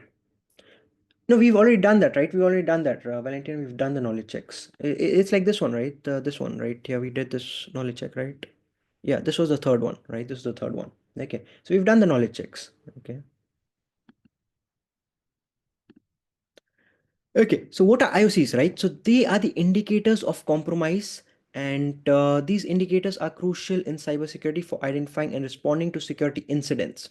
Okay, why are they important? Just like detectives use fingerprints to crack cases, IOCs empower security analysts to detect threats, investigate incidents, and track attacker activity. By recognizing these digital red flags, we can stop adversaries in the tracks before they wreak havoc. Right. So these are basically indicators. Okay. Now, what kind of indicators you can have? For example, so basically, indicators are of comprise a piece of forensic data that suggests an organization's network may have been breached, right? So those are indicators that tell you that okay, something is not correct over here, right? That the network might have been breached. Okay, so these are critical for detecting and responding to cyber threats. So here are the common types of IOCs, right? So some types of IOCs, IP addresses, right? IP addresses, for example, a particular malicious IP address, a known IP address, right? Which is known basically, let's say if I'm an attacker, right? And I have attacked in the past, I've attacked some systems, right? So they know my IP address, right? So it's recorded, right? It's recorded that this IP address has generally done some malicious things in the past. So this IP address is recorded. Okay. So it's related to known attacks, right? And it commands and controls servers or malicious activities. Okay. So known IP addresses, right? And if that same IP address is coming to your website or to your particular this, so then you can detect, right? It's an indication. It's an indication of some type of threat. Okay.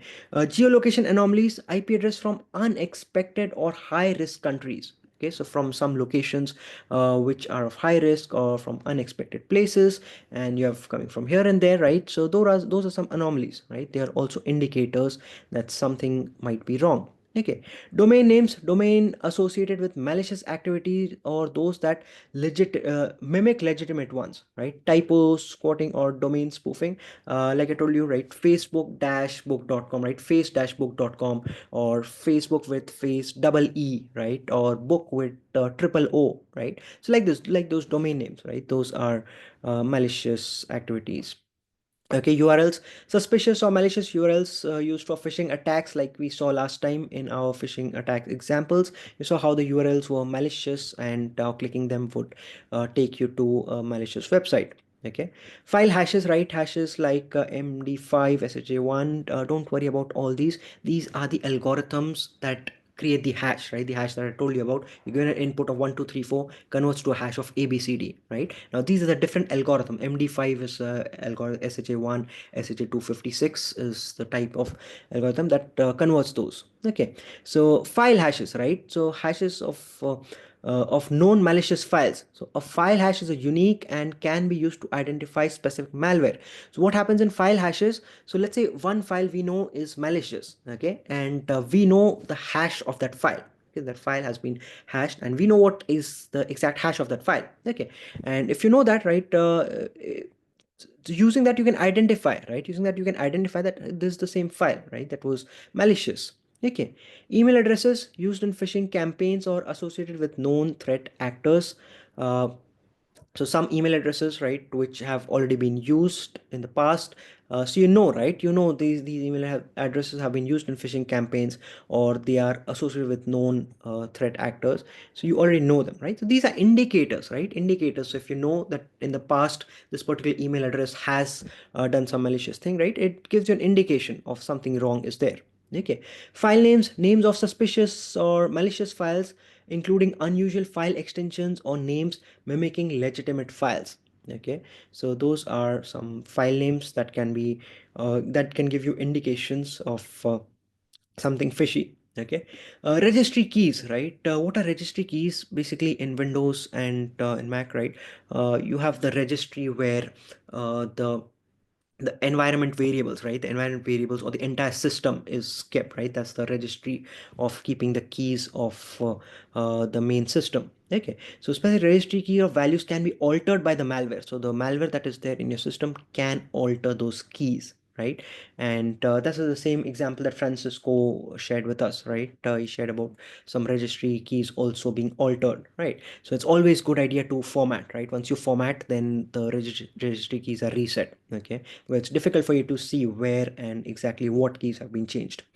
Malware artifacts, pieces of code, temporary files, or system modifications indicative of malware infection. Right? Network traffic anomalies, unusual outbound traffic, unexpected data flows, or communication with known malicious servers. Okay, so if the traffic entries you see have some unusual outbound traffic, or it's going to servers that are malicious, then you can understand there's some issues over there. Log entries, right? Suspicious entries in the system, security or application logs that indicate unauthorized access or unusual behavior. Okay, so any software or anything is there, you always have log entries, right? You'll see that the system always has logs. Okay, and you can always go through the logs, what has happened. Okay, user account anomalies, unusual user account activities such as logins at odd hours or unauthorized access attempts or privilege escalations. String and binary patterns, unique strings or binary patterns found in malware. Uh, so there are some special types of strings, some patterns, right? So there are some patterns which can be known in malwares, right? So using those patterns, the indication is generally given, right? So it's difficult for you to find, right, from binary patterns, but antivirus softwares generally um, are able to recognize those. But string patterns, right? String patterns you can see, right? You can see string patterns in the malware. Okay, that's a visual indication. Okay, SSL TLS, right? Rogue or invalid certificates indicating a man-in-the-middle attack for traffic interception, right? So SSL certificates, right? TLS attack, right? That we talked about the extension.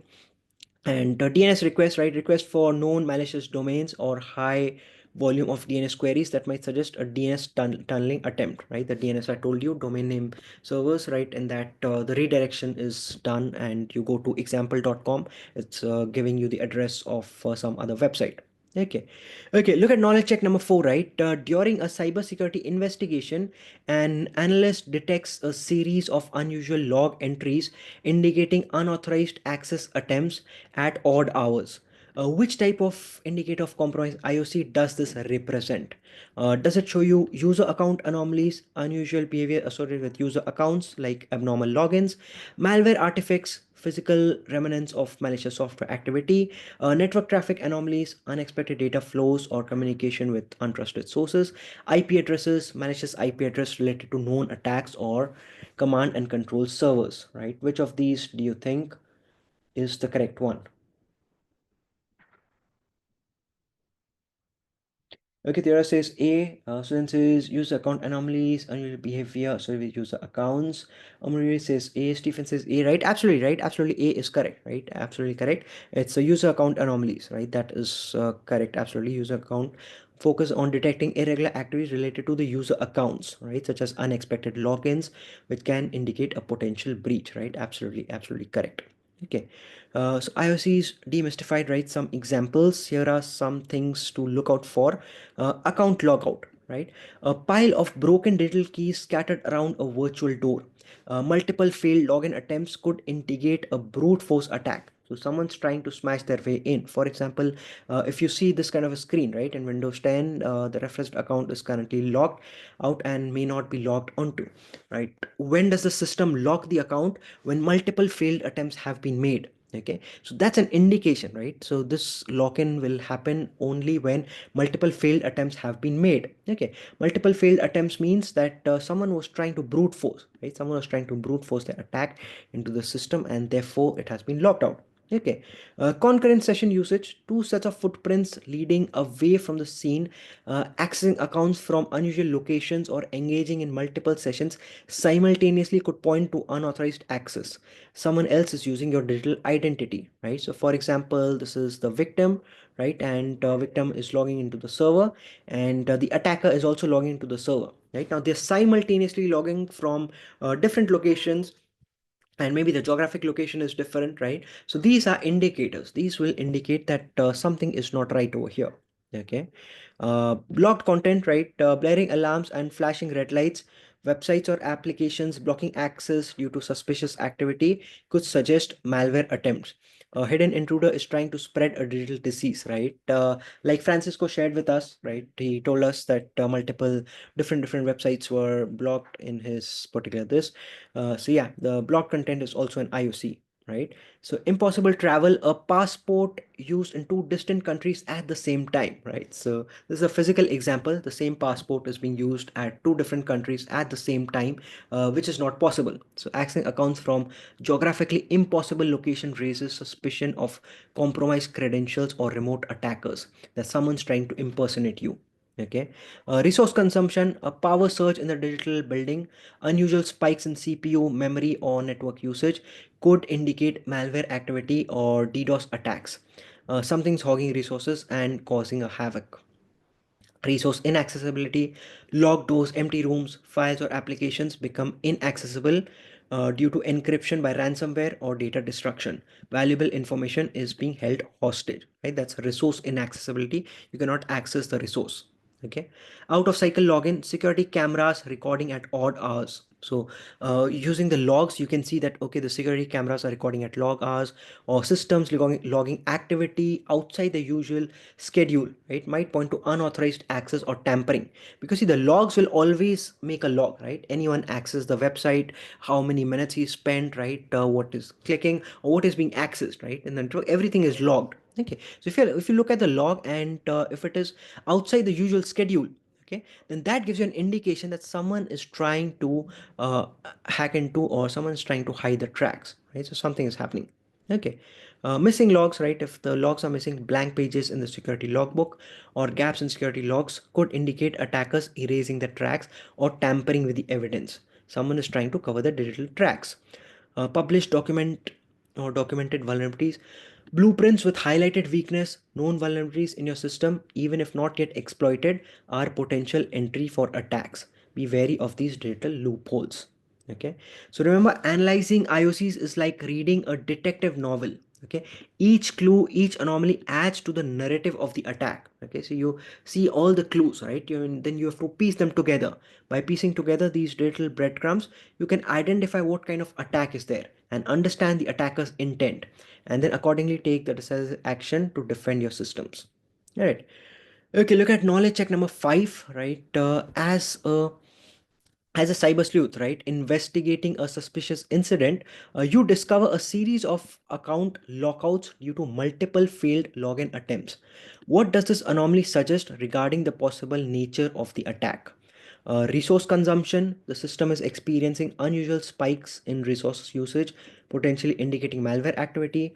Account logout, a brute force attack is underway where attacker is attempting to gain unauthorized access by trying multiple password combinations. Concurrent session usage, unusual activity is occurring from multiple locations, hinting at possible account compromise. Or impossible travel, access from geographically impossible locations, indicating stolen credentials being exploited by an attacker. Which of these do you think is happening? Omri says B, right? Susan says account logout. Valentina says B, right? Absolutely, right? Absolutely. Account logout, right? Brute force attack is underway where the attacker is attempting to gain unauthorized access, right? The multiple failed login attempts signify a brute force attack, right? Where the attacker is actively trying to bypass the security by guessing the password, right? It's absolutely correct. Okay. So importance, right? So that's why you have the importance of security testing. It protects sensitive data, prevents data breaches, right? Identifies vulnerabilities that could be exploited to access sensitive information. Compliance with regulations, ensures adherence to laws like GDPR, HIPPA, CCPA. Maintains business reputation, right? Again, very important. It builds trust, right? It's very important to build trust with the clients. It demonstrates a commitment to security and enhancing customer confidence, because if you're not confident that, let's say, facebook.com or twitter, right, or any other website, right, amazon can keep your data safe, you'll think twice before entering your sensitive information, let's say your details or your credit card information, anything. Okay, so that reputation, right, reputation is very much important. Avoid negative publicity, right? Mitigates risk of security incidents that could lead to bad press and loss of customer trust. Identify vulnerabilities early, right? It's a proactive risk management, detects weakness before they can be exploited by malicious actors. It's cost effective, right? Reduces the cost of fixing vulnerabilities by addressing them in early development stages. So earlier you fix them, earlier you address them, right? It's more cost effective. Ensures application reliability, prevents downtime, right? Helps avoid disruptions caused by security breaches, ensuring continuous service availability. Like we saw in the beginning of the lesson, right? You saw we had a downtime, right? Because of some issue, so there was a downtime, and this, right? Having proper security testing, software testing, helps you avoid these disruptions. Okay, it enhances the performance, identifies potential performance issues related to security features, ensuring a smooth user experience. Okay, it supports business continuity, disaster recovery, right, resilience. It builds a robust security posture that can withstand various cyber threats. It facilitates continuous improvement, feedback loop, right? You take feedback and actionable insights to improve the security measures continuously. Like Valentina shared about the Louvre Museum, right? They should take that feedback and they should improve upon that security moving forward, right? Compliance updates, right? Keep security measures aligned with evolving regulatory requirements. Okay, tools and techniques for security testing, right? So some tools for security testing are, if you want to do static application security testing, it's sonar cube, right? Sonar cube is a very popular tool, analyzes the code to find security vulnerabilities. Fortify static code analyzer, it detects vulnerabilities in the source code. Code review, right? Manual inspection of code for security flaws. Automated scanning, it uses tool to automatically scan and analyze the source code. Okay, there's a dynamic application security testing. There's the OWASP ZAP, right? This tool is what we'll use in the next part of the lesson, right? After the break, right? After the break. So it finds security vulnerabilities in web applications. And Burp Suite, right? It's again a comprehensive web application security testing tool. Black box testing, right? Test the application without the internal knowledge, simulating external attacks. Okay, fuzzing input random data to find unexpected crashes of behavior. This is what we'll be doing in the lab. We'll do some fuzzing, right? We'll check with different inputs, random inputs, and see what happens. Penetration testing, right? Metasploit is a very popular framework for developing and executing exploit code, right? Helps you develop those code, and very popular tool, right? Metasploit. If you want to do any phishing or something, it creates, right, creates it for you. And any penetration testing you want to do, right, any type of this you want to do, it has a lots of things built into it. Okay, Nessus vulnerability scanner for identifying potential exploits. Manual testing, security experts manually attempt to exploit vulnerability, right? So that is manual, right? So you remember from your initial lectures, manual testing, automated testing. Manual is also important, right? Automated tools use software to identify and exploit vulnerabilities systematically. Okay, for network security testing, you have Wireshark, right? Wireshark is very popular to analyze the traffics and what is being sent through the network. It sniffs everything, right? Everything that is happening within the network. Okay, same for Nmap, right? Network scanning tool to discover some host and services. Network scanning, packet analysis for security weaknesses. Database security testing, right? You have SQL map, you have DB protect, you have SQL injection testing, configuration review. For cloud testing, you have Scout Suite, you have Aqua Security, you have configuration audits, and you have access control testing. Okay, don't worry about all these tools. We'll try a couple of tools, right? We'll try one tool today, but slowly as you gain experience, you can try different tools and gain experience of how this is done, right? So yeah, with that, we'll stop here, right? We'll stop here and for a 10-minute break, and we'll come back to the break for our lab exercise. Thank you. Thank you, Giovanna. Okay, let me quickly share the screen and let me share the entire screen. Okay, so now we'll be doing a lab exercise, right? We'll do some fuzz testing that we were talking about, fuzz testing with Zap. So Zap is the software, and fuzz testing is you'll try to basically send in different types of input, right? Basically random data. Sending random data is what is fuzz. Okay, send random data into the system, and then you'll see what happens, right? What happens, whether it's okay or it's not okay. What happens, right? That is fuzzing, right? That is basically fuzzing. Okay, the software you'll be using is Zap, right? Zap is the software, and the first thing you need to do is first go ahead and install Zap from the official website, right? I'll send you the link also in the live chat, right? You can access the link. Okay, so once you open the website, right, once you open the website, you'll see this download Zap. Scroll down, right, scroll down, you'll see Zap 2.16.1. Okay, and you have the Windows 64 installer, you have the Windows 32-bit installer, right, Linux, you have the Mac OS Intel version installer, you have the Mac OS Apple Silicon, right? Apple Silicon is the M1, M2, M3, M4, so on and so forth. Before that, Mac had Intel, right? So that is the Mac Intel one. And Windows 64-bit, right? If your device is 64-bit version, then you have Windows 64. And if it's 32, then 32, right? So go ahead and correspondingly install download the particular Zap. Okay, and in case, right, in case you're not able to, or for some issues you are not able to install Zap, we have the virtual machine also here, right? So you have the virtual machine, you'll see in your lab itself, and in that Zap is already there, right? You'll see Zap is already installed, so you can simply double click on it and you can start using it. Okay, and interestingly, you'll see a Wireshark also on the left hand side. So maybe sometime you want to try out Wireshark or do some testing on that, you can go ahead and explore Wireshark as well. Okay, but for now today we'll be using Zap for this particular lab exercise.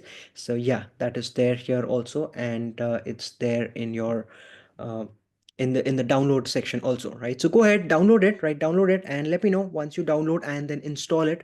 Double click on it and install it, and give me a thumbs up if you download and if you are able to install it. Valentina says, I closed VM as I thought installation would work. How do I open VM on Codio again? You see, you can open, if you just refresh, right? I think if you refresh it, it should open your VM again, and just yeah, refresh your page. And if not, I think from Codio.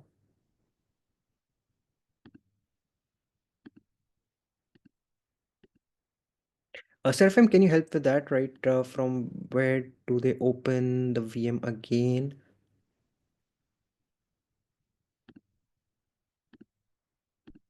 Okay, and give me a thumbs up if you're able to download, right? If the download has worked and installation has completed. Once you double click, right? Once you open Zap, it should show you something like this, right?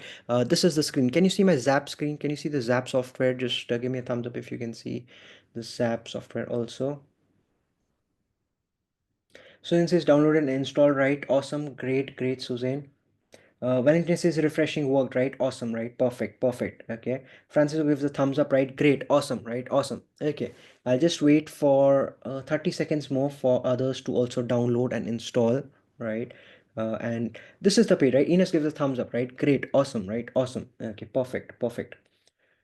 Perfect. All right. So this is the Zap software, right? So you'll see the interface something like this, right? This is the Zap software. Okay. And on the left hand side, right? On the left hand side, you'll see the sites, right? So this is actually the sites that you are traversing, or the sites that you are actually doing something on, right? So compared with your Eclipse, right? To where you have different projects. Okay. You have different projects over here. So that's the Explorer part. Okay, here is where you can select, right, whether you want an automated scan, you want to manually explore, you want to learn something.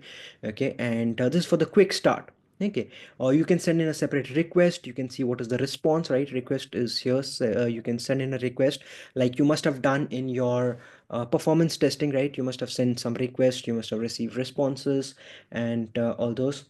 So then says which one to choose, right? So then you can choose the third one, right? No, I do not want to persist this session at this moment in time. It's basically a session is created, right? A session is created, and if you want to save the session, then yes, you can choose the first one or second one. But right now we just want to experiment, right? We'll just play around with it. So don't worry, don't need to save it. So when you close the software, right? So as soon as I close the software, that session is not recorded, not saved anywhere. Okay. So that next time you open it, it'll all be fresh, right? So yeah, that's the point it is trying to say. And the first one is saying that it'll save the session with a particular name, right? Like now it's untitled session, so it'll save it with a name. And the second one says save it without any name. Okay. Okay, Vanity says, can you assist with this message with Zap installation? I already have Java installed. Okay, Valentina says the install 4J wizard could not find a Java runtime environment on your system. Please locate a suitable 64-bit JRE version 17, right? Valentina, if you're sure that Java is there, right, minimum version 17, check your Java version. And if minimum version 17 is already there, then yeah, the path is not correctly placed, right? Basically, it is not, it's trying to locate the runtime in a particular place where it's actually not there, right? So you need to click on locate and point it to the specific place. All right. Okay, Susan has shared a particular this manage add-ons, right? So then you can close it, right? You don't need add-ons right now, right? We don't need add-ons. So add-ons are additional things you want in the software, right?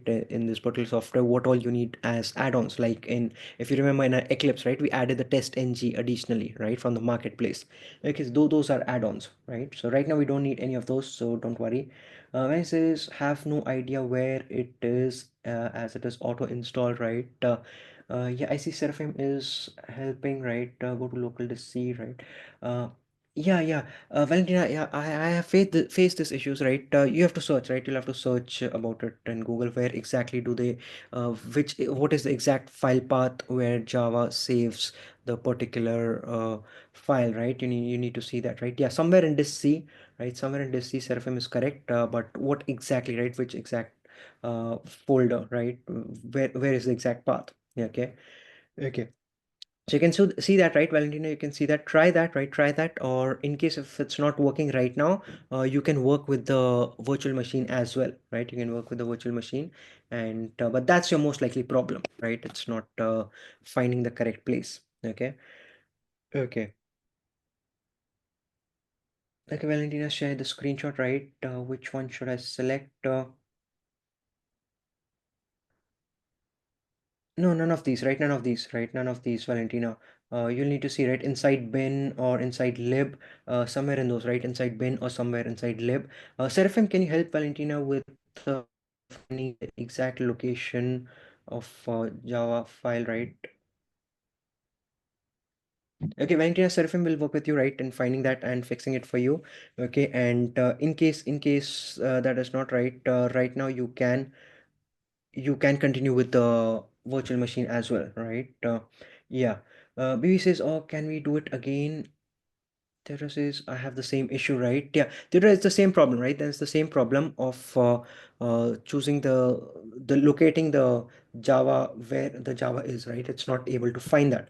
Okay, so you can later on, right? You need to search, right? You need to search. I don't know exactly where Java is stored in the Windows this, right? So you need to see where exactly it is stored and take that location. And once you click locate, just paste that address over there. Okay, so you do a Google search or somewhere, you'll find the exact location, right? You'll find the exact location where Java is saving that particular file.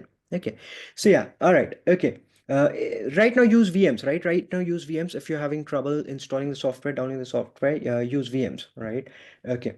Omri gives a screenshot, right? It's working, right? Perfect, right? Awesome, right? Great, perfect. Okay, so once you have that, right, you click on quick start, right? Quick start, and we will go for an automated scan. Okay, so click on automated scan, and here you'll see we have URL to attack. Which URL do you want to attack? Okay, now the URL that we want to attack is this particular website, right? Wikipedia. Okay, so we'll try to attack Wikipedia, not exactly attack, but we were just trying to play around, right? We'll just try to play around, and we'll not do much, right? We'll not do much. See, paste the exact link that has been sent, right? It's given uh, in the lab exercise. Okay, Seraphim can paste it in the live chat as well, right? So wikipedia.org, right? http://en.wikipedia.org.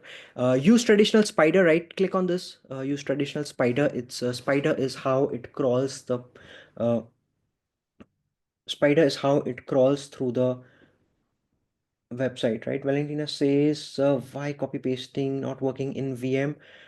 In virtual machine, right, Valentina? I think copy pasting works from this, right? If you see this, once you copy it, you need to come here, right? Click on this, okay, and one of these, right? Okay.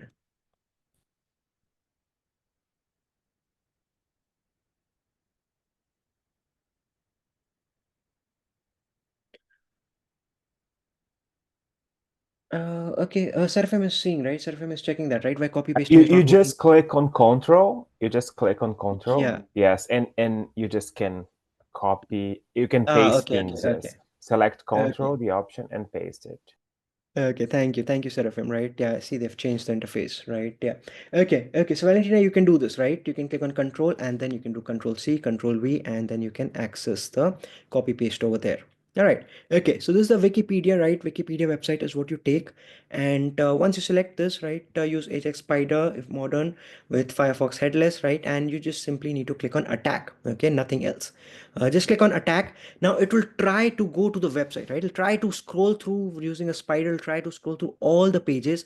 And here you'll see the progress, right? You'll see the progress, how much it has scrolled through. Just trying to go through all the different pages of the website, right? You say current scans one, how many URLs, right? How many different URLs it has found of Wikipedia, right? Of wikipedia.org. It has found 7,000 so many URLs. These many nodes have been added, right? You see, it's scanning everything, okay? It's just scanning right now. Okay, and you see 2%, 3%. We'll stop at about 4%, right? We'll stop at about 4%, and because we don't want to overload, right? We don't want to overload Wikipedia with so much, but very very soon we'll stop, right? We don't need to do much of this because it's a lot of overhead, right? It's a lot of overhead for Wikipedia. Okay, so you see 79,000, right? We'll stop at about 100,000, right? At 100,000, we'll stop. And how do you stop? You simply click on the stop over here. Okay, so at 100,000, we can easily stop, right? So I'll stop here. Okay, so as soon as you see we've scrolled over 100,000 of these, you can stop, right? You can stop, and you can see the number of URLs, right? So many URLs it has scrolled through. Okay, and now you can see over here, okay, on the left hand side you see sites, and from the sites you can see we have Wikipedia. One is HTTPS and one is HTTP. So S is the secured one, right? It's the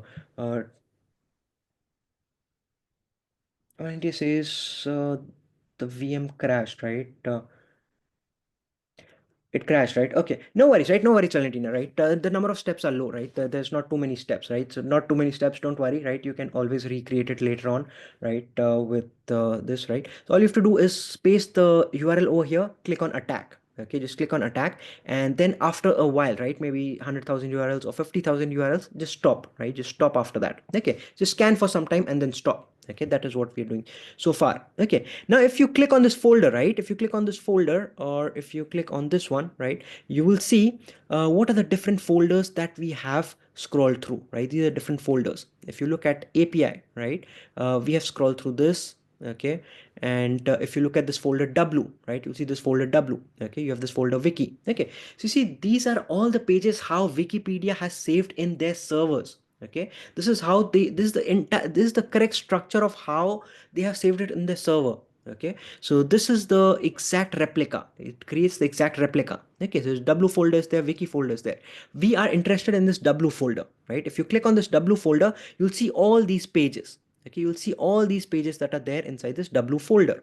All right, so give me a thumbs up, right? If you have found this W folder, if you found this W folder, give me a thumbs up. When he says no, it crashed after I attacked. Okay, couldn't stop almost. What is the difference between the two folders with the same name? I see more emoticons, right? Oh, okay, Valentina, right? Okay, no worries, right? No worries. Then you can try the attack once again and stop it after a few, like maybe 10,000 URLs. Okay, difference between these two, right? See, this is the HTTP one, right? This is the HTTPS one, and this is the HTTP one. Okay, HTTPS is the SSL certificate, right? This is with the SSL certificate. It's a secure socket layer. So traffic is going through the SSL certificate, right? This is not going through that. Okay, so you have only these two, right? So you don't have much URLs without the SSL one, and you have a lot of these. All the pages are there basically with the SSL. So it's an added protection with the SSL certificate, right? So it's just an added security certificate. Okay, and yeah, just because we are on this point, right? Don't access a website which does not have this S. Okay, if you don't have this S in a particular website, don't trust that website. Okay, nowadays it's mandatory for all websites to have this SSL certificate installed. So you should see websites with S, right? If you don't, then you can try to avoid it, right? And that S is what creates this lock, right? If you see here, right, you'll see lock. Okay, this connection is secure, right? You see this connection is secure, this lock. It's because the SSL certificate is there for codio.com, right? So therefore it is there, otherwise it will not be there. Okay, you'll see a lock with a cross. Okay, so yeah, so sites, right? You go to sites, you go to W, and you go to this get API, get api.php action. Okay, click on this, right? Click on this file and you can see the request. Okay, click on this request tab. This will show you this particular file, right? This particular file, what request was sent to get this particular file, and what was the response by Wikipedia. So this is the request that we sent, right? This is the particular request that we sent, and this is the response sent by Wikipedia to us, right? This is the web page that has been sent, and this is web page is what is displayed. If you access this particular website, this web page is, this is the code, right? This is basically the HTML code, and browser understands this HTML code and shows you how you see, right? So the visual part is done by the browser. Okay, but the server will only send us this code, right? So the point is, this request is what you are sending, this response is what you are getting, right? For any page, right? For any page, you can see for this page what is the request we sent, what is the response we got. For this particular page, you can see what is the request we sent and what is the response we got, right? So you can identify, you can analyze all of these. Okay, particularly we are interested in this particular file, get api.php action. Okay, so quickly see if you can find this, quickly see if you can find this. Give me a thumbs up, right, if you have found that. Okay, so since it's found the W folder, right? Francisco says, what would happen if, let's say, 1 million people press attack at the same time? What would happen to the Wikipedia server, just out of curiosity, right? Francisco, yeah. So that is the DDoS attack, right? That's the DDoS attack. If we all press it together, and so Wikipedia would have some securities in place to avoid that DDoS, right? So therefore, if you see towards the end, you see all this red, right? All this red is coming. Why? Because it was stopping it, right? And then it was allowing some, and it was stopping, right? Then again it was allowing, and then again it was stopping, because a lot of us would have pressed attack at the same time, right? So that's why it will stop some traffic, right? It'll stop some traffic, give some, but it will monitor, right? So there are technologies in place which will handle that, right? It'll distribute that, and it'll take care of it, right? So nothing much to worry about, right? Cloudflare, right? Cloudflare is one such that helps with that. Okay.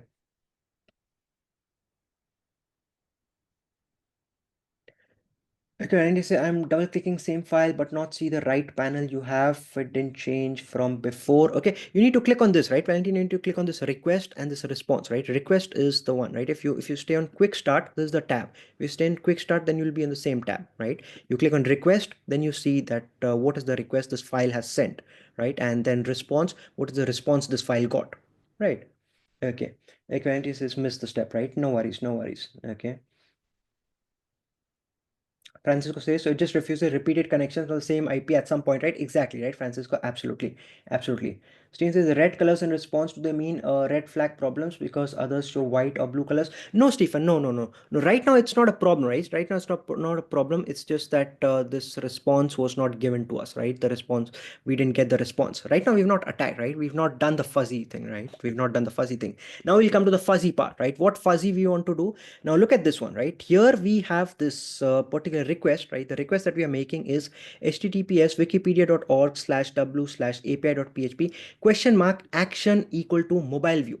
Every time after question mark, right, wherever you see question mark, these are parameters, these are like variables. Okay, here the name of the variable is action and the value that you're sending is mobile view. Okay, so we are sending to the server that hey, the action should be equal to what? It should be equal to mobile view.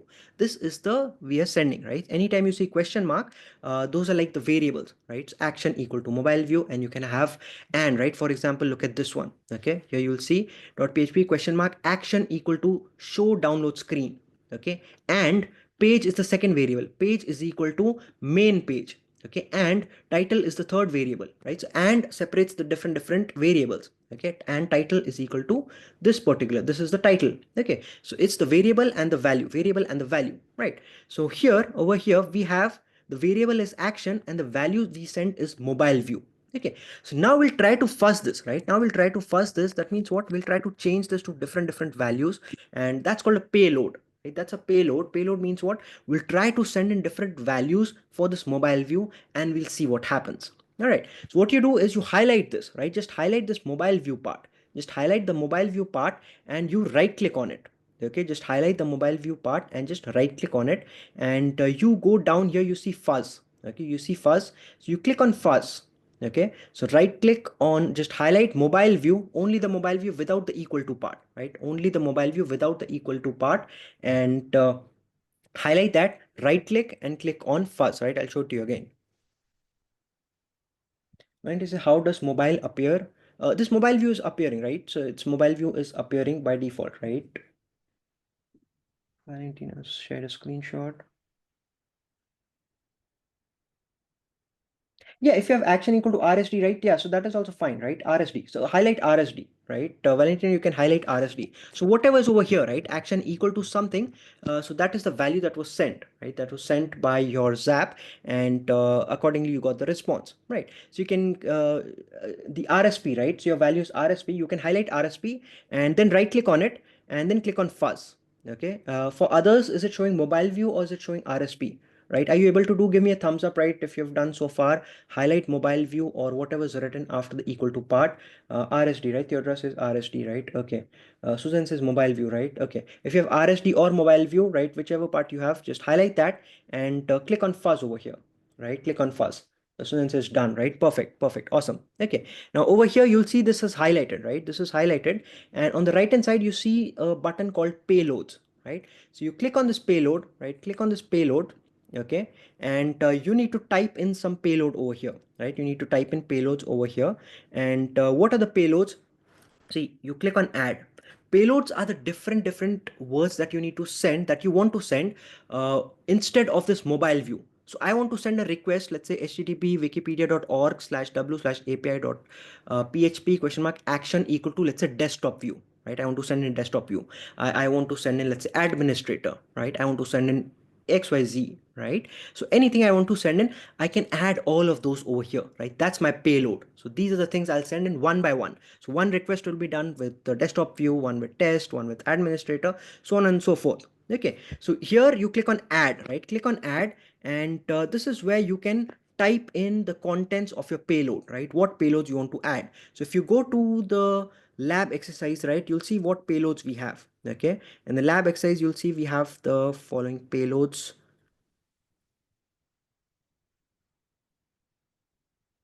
These are the payloads, right? So you see full view, desktop view, browser view, test, admin, and administrator. Okay, so we'll try to add these uh, payloads. Okay, full view, desktop view, and browser view, right? So first you add is full view.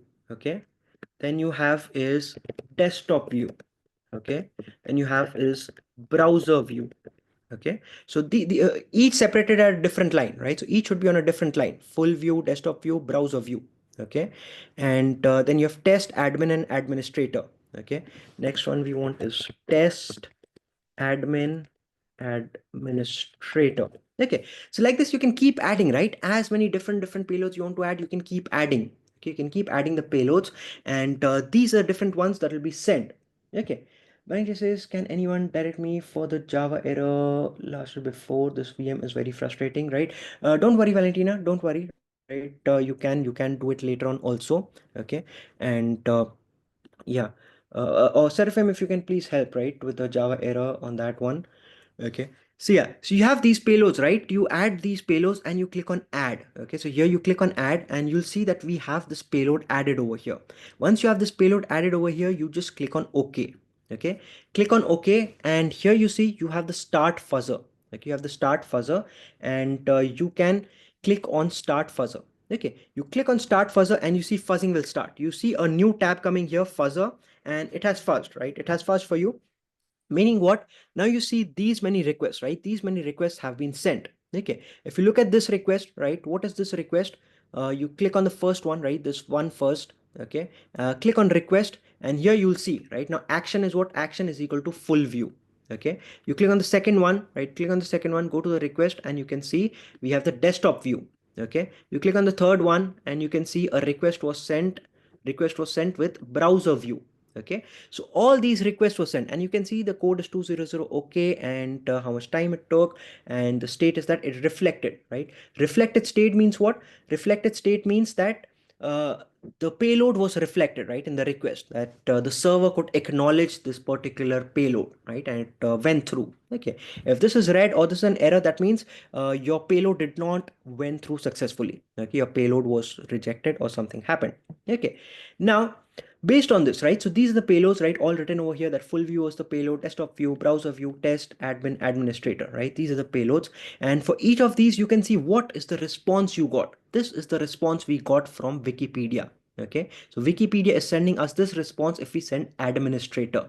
Right, now you can analyze this, right? You can analyze this, and you can see what is happening. So in case you have some vulnerabilities, right, those will be highlighted, right? Those will be highlighted, and then you can analyze this, and you can extract information, gather data from there. Okay, so right now we just had about six payloads, but anytime you want to add much more payloads, you can keep adding. And you want to explore any other page, right, you can click on this page, right? You can change, let's say if you want to change anything over here, you can first this, let's say page, main page, instead of main page you want to send in some other details, you can always highlight it, just right click on it, and click on fuzz, and then you can add your payloads. Okay, so this is how we work on this Zap. Let me look at the Slack. Steven says, did it override the mobile view on live website? No, no, no, no. No, Stephen, it's not overriding, right? It's not overriding. It is just sending a request. So this request is what is being sent, right? If you look at this, this request is what is being sent, and this is the corresponding response I'm getting. It's not overwriting anything on the server. We are not hacking into it, right? We're not hacking into. We are just trying to see, right? We're just trying to see whether there is some issue or not, right? We try to send in some random request. Okay, right now we just send in six payloads. If imagine I send in thousands of payloads. Okay, and then for some of those, if it sends me back some information that it should not have sent, right, then from there I can see that there's a vulnerability over there. Okay, so like that you do the testing. Okay, like that you do the testing, that you see where is the vulnerability. Are these giving me correct things or not as expected, or is there some vulnerability over there? Okay, so that is what this testing does, right? That is what this testing does, and that is how you use this software. All right. Okay. How many of y'all were able to do this, right? How many of y'all were able to do the fuzzer and got this result? Give me a thumbs up, right, if you got the results. And if something is amiss, just give me a thumbs down if you couldn't get it. Susan gives a thumbs up, right? Great. Awesome. Theodora gives a thumbs up. Others. And don't worry, y'all can do it again, right? Y'all can do it again later on, install the software on your own, and explore with this. Enos gives a thumbs up, right? Yeah, and you can explore with other files, right? Other files and other this, right? You can explore with it. And yeah, Francisco gives a thumbs up, right? Great, awesome, right? Okay, so yeah. I'll move ahead, right? I'll move ahead into one more example. I'll show you, not exactly of Zap, right? So that was the Zap software, right? Play around with it more and look at it. Omri gives a thumbs up, right? Great, awesome. Okay. I'll show you one more example of secure coding practice, right? And how email validator works. I'll show you with the real example in this, right? Yeah. So this is a Java file, right? How an email validator works in a Java file. Uh, we have this class, right? You all must be aware of classes by now, right? We've done enough Java. So this is a class validation, okay? And inside this you have two methods, right? We have two particular methods, functions, right? This is function number one. Name of this function is validate username, and this is function number two, right? Don't worry about function number two, it is the main function, right? It's public static void main. This function number two is public static void main. Okay, now function number one, right? Look at function number one, what it does. Function number one takes in a string username as the input, right? So it's taking a username as the input because we are trying to validate whether this username is acceptable to us or not, right? That's how validation does. Okay, now once you have the username as the input, you check if username length, right? The length of the username, this is the length function that we did in strings, if you remember from our Java classes. If the length is less than 3, right? If the length is less than 3, we will print that the username is too short because we don't want any username to be less than 3, okay? Or more than 20, right? So if the username is less than 3, we will simply print username is too short. And if the username is more than 20 characters, we'll say the username is too long. Okay, and if none of those, right? So if it is between 3 and 20, if it is between 3 and 20, then we check whether the username is matching this particular pattern or not. What is this pattern? This is called regular expression, right? Regular expression is pattern matching. It is trying to match the pattern that we have. All the characters should be within small a to small z, capital A to capital Z, and from 0 to 9. Basically, we want only alphabets and numbers. It's trying to match whether this username is having only alphabets and numbers or not, right? If it is not there, and look at the exclamation sign, right? Exclamation sign does the opposite of it, right? So if this part is true, if the username is matching this criteria of only containing characters and alphabets and numbers, if that is true, then this will make it false. Okay, and if this is false, that means your username does not have these characters. It has some, let's say, a star, or it has a hash, something like that. Then this comes as false. If that comes as false, this exclamation will negate it and make it true. Okay, once it makes it true, you print that the username contains invalid characters. Okay, only letters, numbers, and underscores are allowed, right? So that is what this does, right? This is trying to match this particular pattern. Okay, now you have the main function, right? Main function, why do we have the main function? Because when we run the program, the main function is what is automatically executed. Your other function, right? This function will not be executed automatically. The main function is what is automatically executed. Okay, now in this main function, what are we trying to do? We are trying to ask the person for a username, right? Enter your username, and we'll accept the username for the person, right? The person can enter any username, and we are accepting that. Okay, once we accept the username, we try to validate. Now we are using the function validate username. This is the function validate username that we had, and we'll send in the input we receive from the user. Whatever input we receive from the user, we'll send it, and we'll display, right? If everything is correct, we'll display username is valid. Okay, when do we get this username is valid? When you return true. Okay, when do you return true? When none of these if statements are true, right? You don't go inside any of these if statements. That means everything is perfectly fine. You return true. Okay, that's where, if you remember, we used to do when we need the return statement, right? Why do we need the return statement? So it's used like this, right? You get a return true, and now here, right, you're using the function over here. Okay, and if the function returns true, then this if condition becomes true, right? And once the if condition becomes true, you are printing username is valid. All right, so we'll run this, right? We'll run this quickly and we'll see. Okay, let's run this. And once you run this, you will see that it asks me to enter a username, right? Ask me to enter a username. If, let's say, I say the username is AB, right? If AB only 2 characters, it will say username is too short. Why? Because this AB was sent to this function. It was sent to this function validate username, and it checked that the length is less than 3. If the length is less than 3, it will print username is too short, and it is returning back false. Where does it return back false? It returns back false over here. So instead of this if, inside the brackets you can see false, because the function returned back false. So if false, so this function, this if condition is false. Once it's false, you'll not print username is valid, right? So that's the end of the program. Okay, so we'll run it again. Right now, let's add some valid username, right? Let's say valid username is abc 123, right? Because characters and numbers are allowed, right? Now it says username is valid. Okay, and again, if we run, and if now we include some characters, right? So let's say abc, I say at the rate, right? At the rate 123. Okay, and let's say put in hash, right? abc at the rate 123 hash. Okay, so the username contains invalid characters. Only letters, numbers, and underscores are allowed, right? Why? Because if you look at this, right? If you look at our regular expression, the patterns that we are allowing, it's a small a to z, capital A to z, 0 to 9, and this underscore. So within the square bracket, right? Within the square bracket, you see all this. That is the characters we are allowing. Okay, that is pattern matching, and that is what we are allowing, right?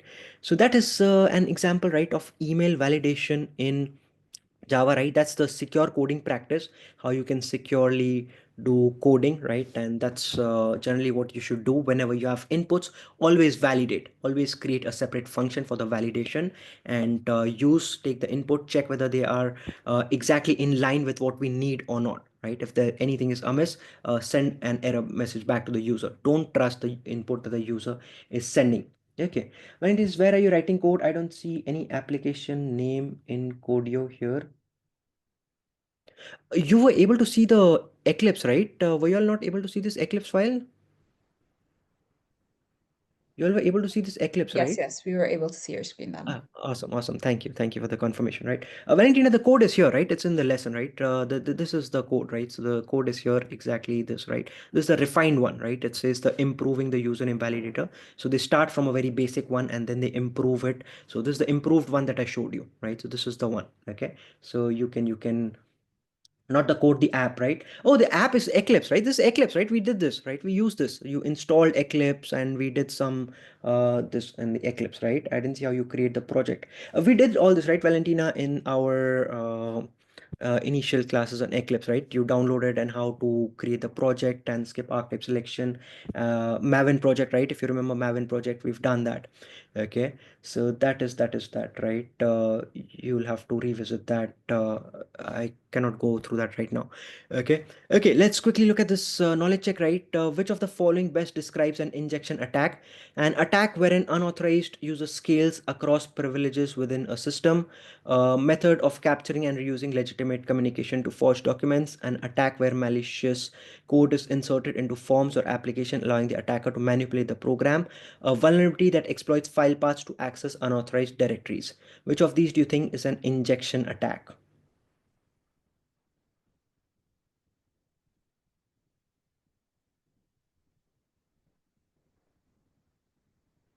Injection attack, right? You're trying to inject something. Okay, you're trying to inject something. Omri says B, a method of capturing and reusing legitimate communications to forge document. No, no, no, no.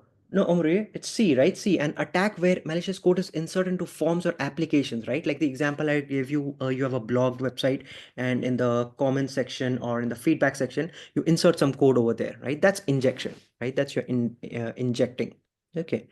So yeah.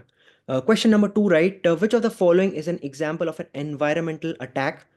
Intercepting data transmissions through physical means, cloning a smart card to gain unauthorized access to secure area, using an infected USB drive to introduce malware, manipulating temperature, or cutting power to disrupt a system. Which of this is an environmental attack? D, right? Stephen says D, right? D is correct, right? You're manipulating the power, right? You're disrupting the system using the power. So that's a physical, that's a environmental attack, right? Absolutely correct. Okay, imagine you are a detective at a cyber crime scene. You stumble upon various digital clues. Which of the following represents an indicator of compromise that would raise your suspicion? A perfectly organized folder of files labeled important document, an unexpected surge in network traffic that suggests potential unauthorized access, a pop-up message saying your system is running smoothly, a software update notification that arrives every day at the same time. Which of these is an IOC? Omri says B, Stephen says B, right? An unexpected surge in network traffic that suggests potential unauthorized access. Absolutely correct, right? This is absolutely correct. Sudden increase in traffic is an indicator of compromise, right? Absolutely correct. An organization notices a spike in log entries reflecting multiple failed login attempts during the night, with some coming from location typically not associated with its employees. This anomaly suggests a potential breach. Which type of IOC is primarily at play at the scenario? User account anomalies, geolocation anomalies, log entries, or malware artifacts. Which of these do you think is at play over here? Omri says E, right? Stephen says B. Omri, it'll be B, right? B. It's geolocation, right? Geolocation coming frail attempt during the night, with some coming from locations typically not associated with its employees. Okay. Yeah, it's geolocation, right? Geolocation highlighting the concern failure turn from unusual locations. Okay. Question number 5, right? During your digital investigation, you notice a sudden increase in CPU and memory usage that seems out of ordinary. This anomaly could indicate several issues. What might be the most likely implication of this surge in resource consumption? Blocked content, resource inaccessibility, resource consumption, or missing logs? Which of these do you think is happening over here? Theodora says C. Others. Omri says C, right? Stephen says C. Susan says C. C is correct, right? Absolutely correct, right? You are consuming resource, right? Resource consumption is absolutely correct, right? Yes. Okay. So quickly moving to the conclusion, right? So we saw, right? We saw what are the different types of vulnerabilities, different types of threats, and how highlighting how they can expose systems to cyber attacks. We also saw indicators of compromise and the signs that system may have been compromised. Okay. We looked at Zap. We did some fuzz testing on Zap, and we saw how you can also using Java, how you can validate email addresses. Okay. So these are the key takeaways, and you have the self check over here that you can type in the number according to your understanding. All right. Okay. Now we'll quickly go to Kahoot, right? Let me start the Kahoot for today and join in very quickly. Let's start this. Oh, I don't know if I've shared the sound or not, right? But yeah, okay, loading the game pin. Let's just quickly load the. So this is the game pin, right? This is the game pin. The link will be shared on the live chat, right? Quickly join in, right? Quickly join in, and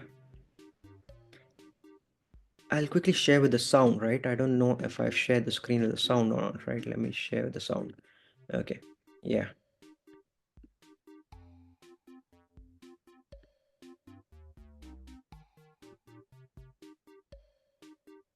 Quickly join in, right? Quickly join in, and this is going to be a fun one, right? This is going to be a fun one. Who's the defending champion? I think Valentina was the defending champion last time, right? Valentina just squeezed through in the last question, if I remember correctly.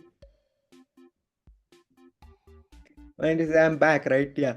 Okay, join in, right? Quickly join in. Just waiting for 30 seconds for y'all to join in.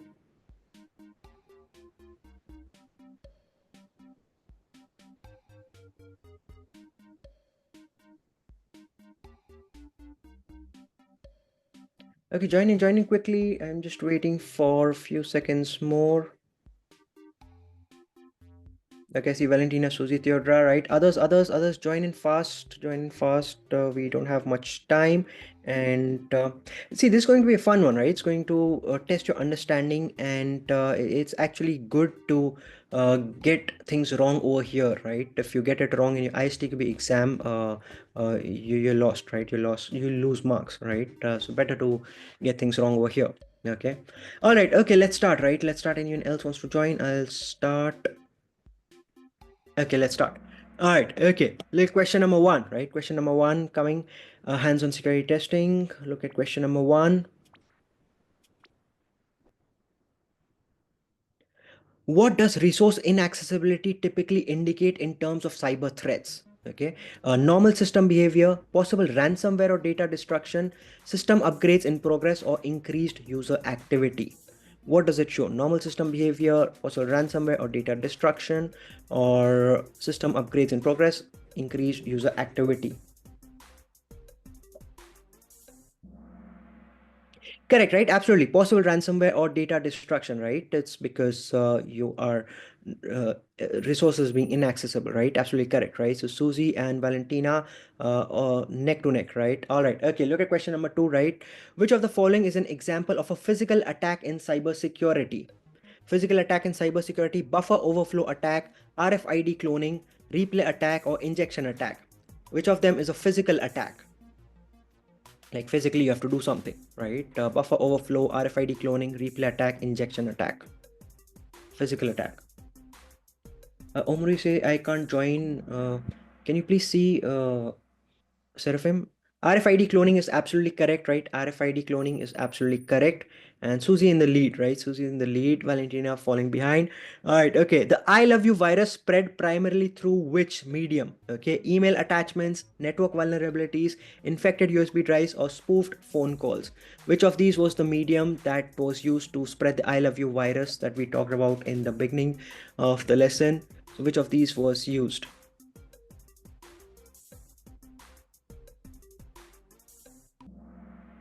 Great, all of y'all got it correct, right? Great, awesome, yes, right? Susie's still in the lead, right? Great streak. Susie has the highest streak.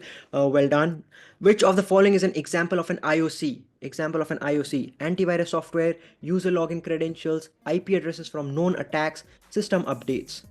Which of these is an example of an IOC? IP address from known attacks, system updates, user login credentials, antivirus software. Which of them?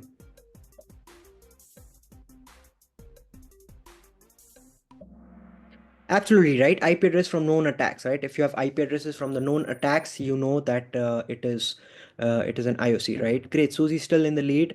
All right. Next question. Which type of IOC is represented by unique identifiers of known malicious files? Okay. User account anomalies, log entries, file hashes, or IP addresses. Which of these is for known malicious files?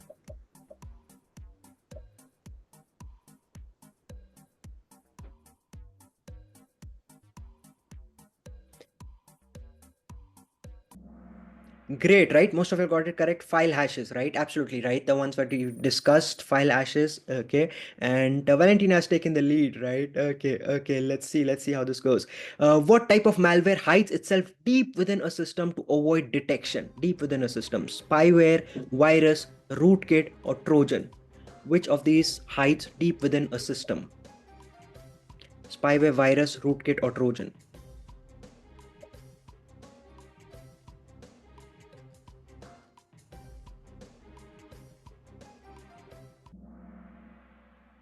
Rootkit, right? Rootkit. There's a lot of distributors, right? Rootkit. See, we talked about this, right? How Sony in its CDs, right, made a rootkit to avoid detection. That's a rootkit, right? Yeah.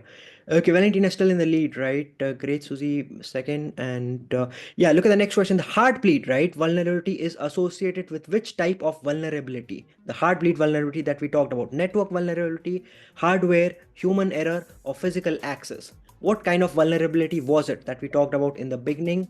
It was what kind of a vulnerability? Network, hardware, human error, or physical access, right? What kind of it was it? We discussed this in the beginning.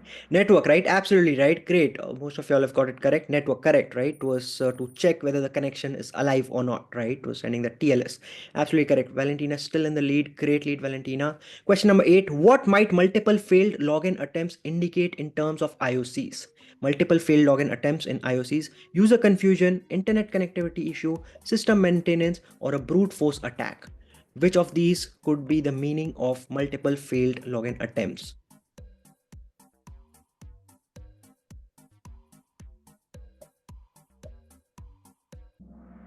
Absolutely right. Bruce for the attack, right? Well done. Everyone's got it correct, right? Great job. Valentina's still in the lead.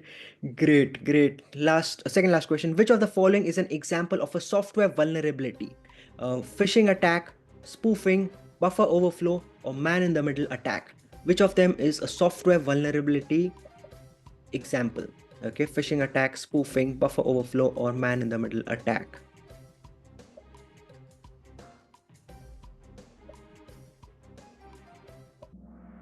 Buffer overflow, right? Great. Awesome. Awesome. Most of you got it correct, right? Great, great, great. Daniel has the highest streak of 6, right? Great job, Daniel. And Valentina in the lead. Susie second, right? Look at the last one. Which of the following IOCs is associated with malicious activities but may also mimic legitimate ones? Okay.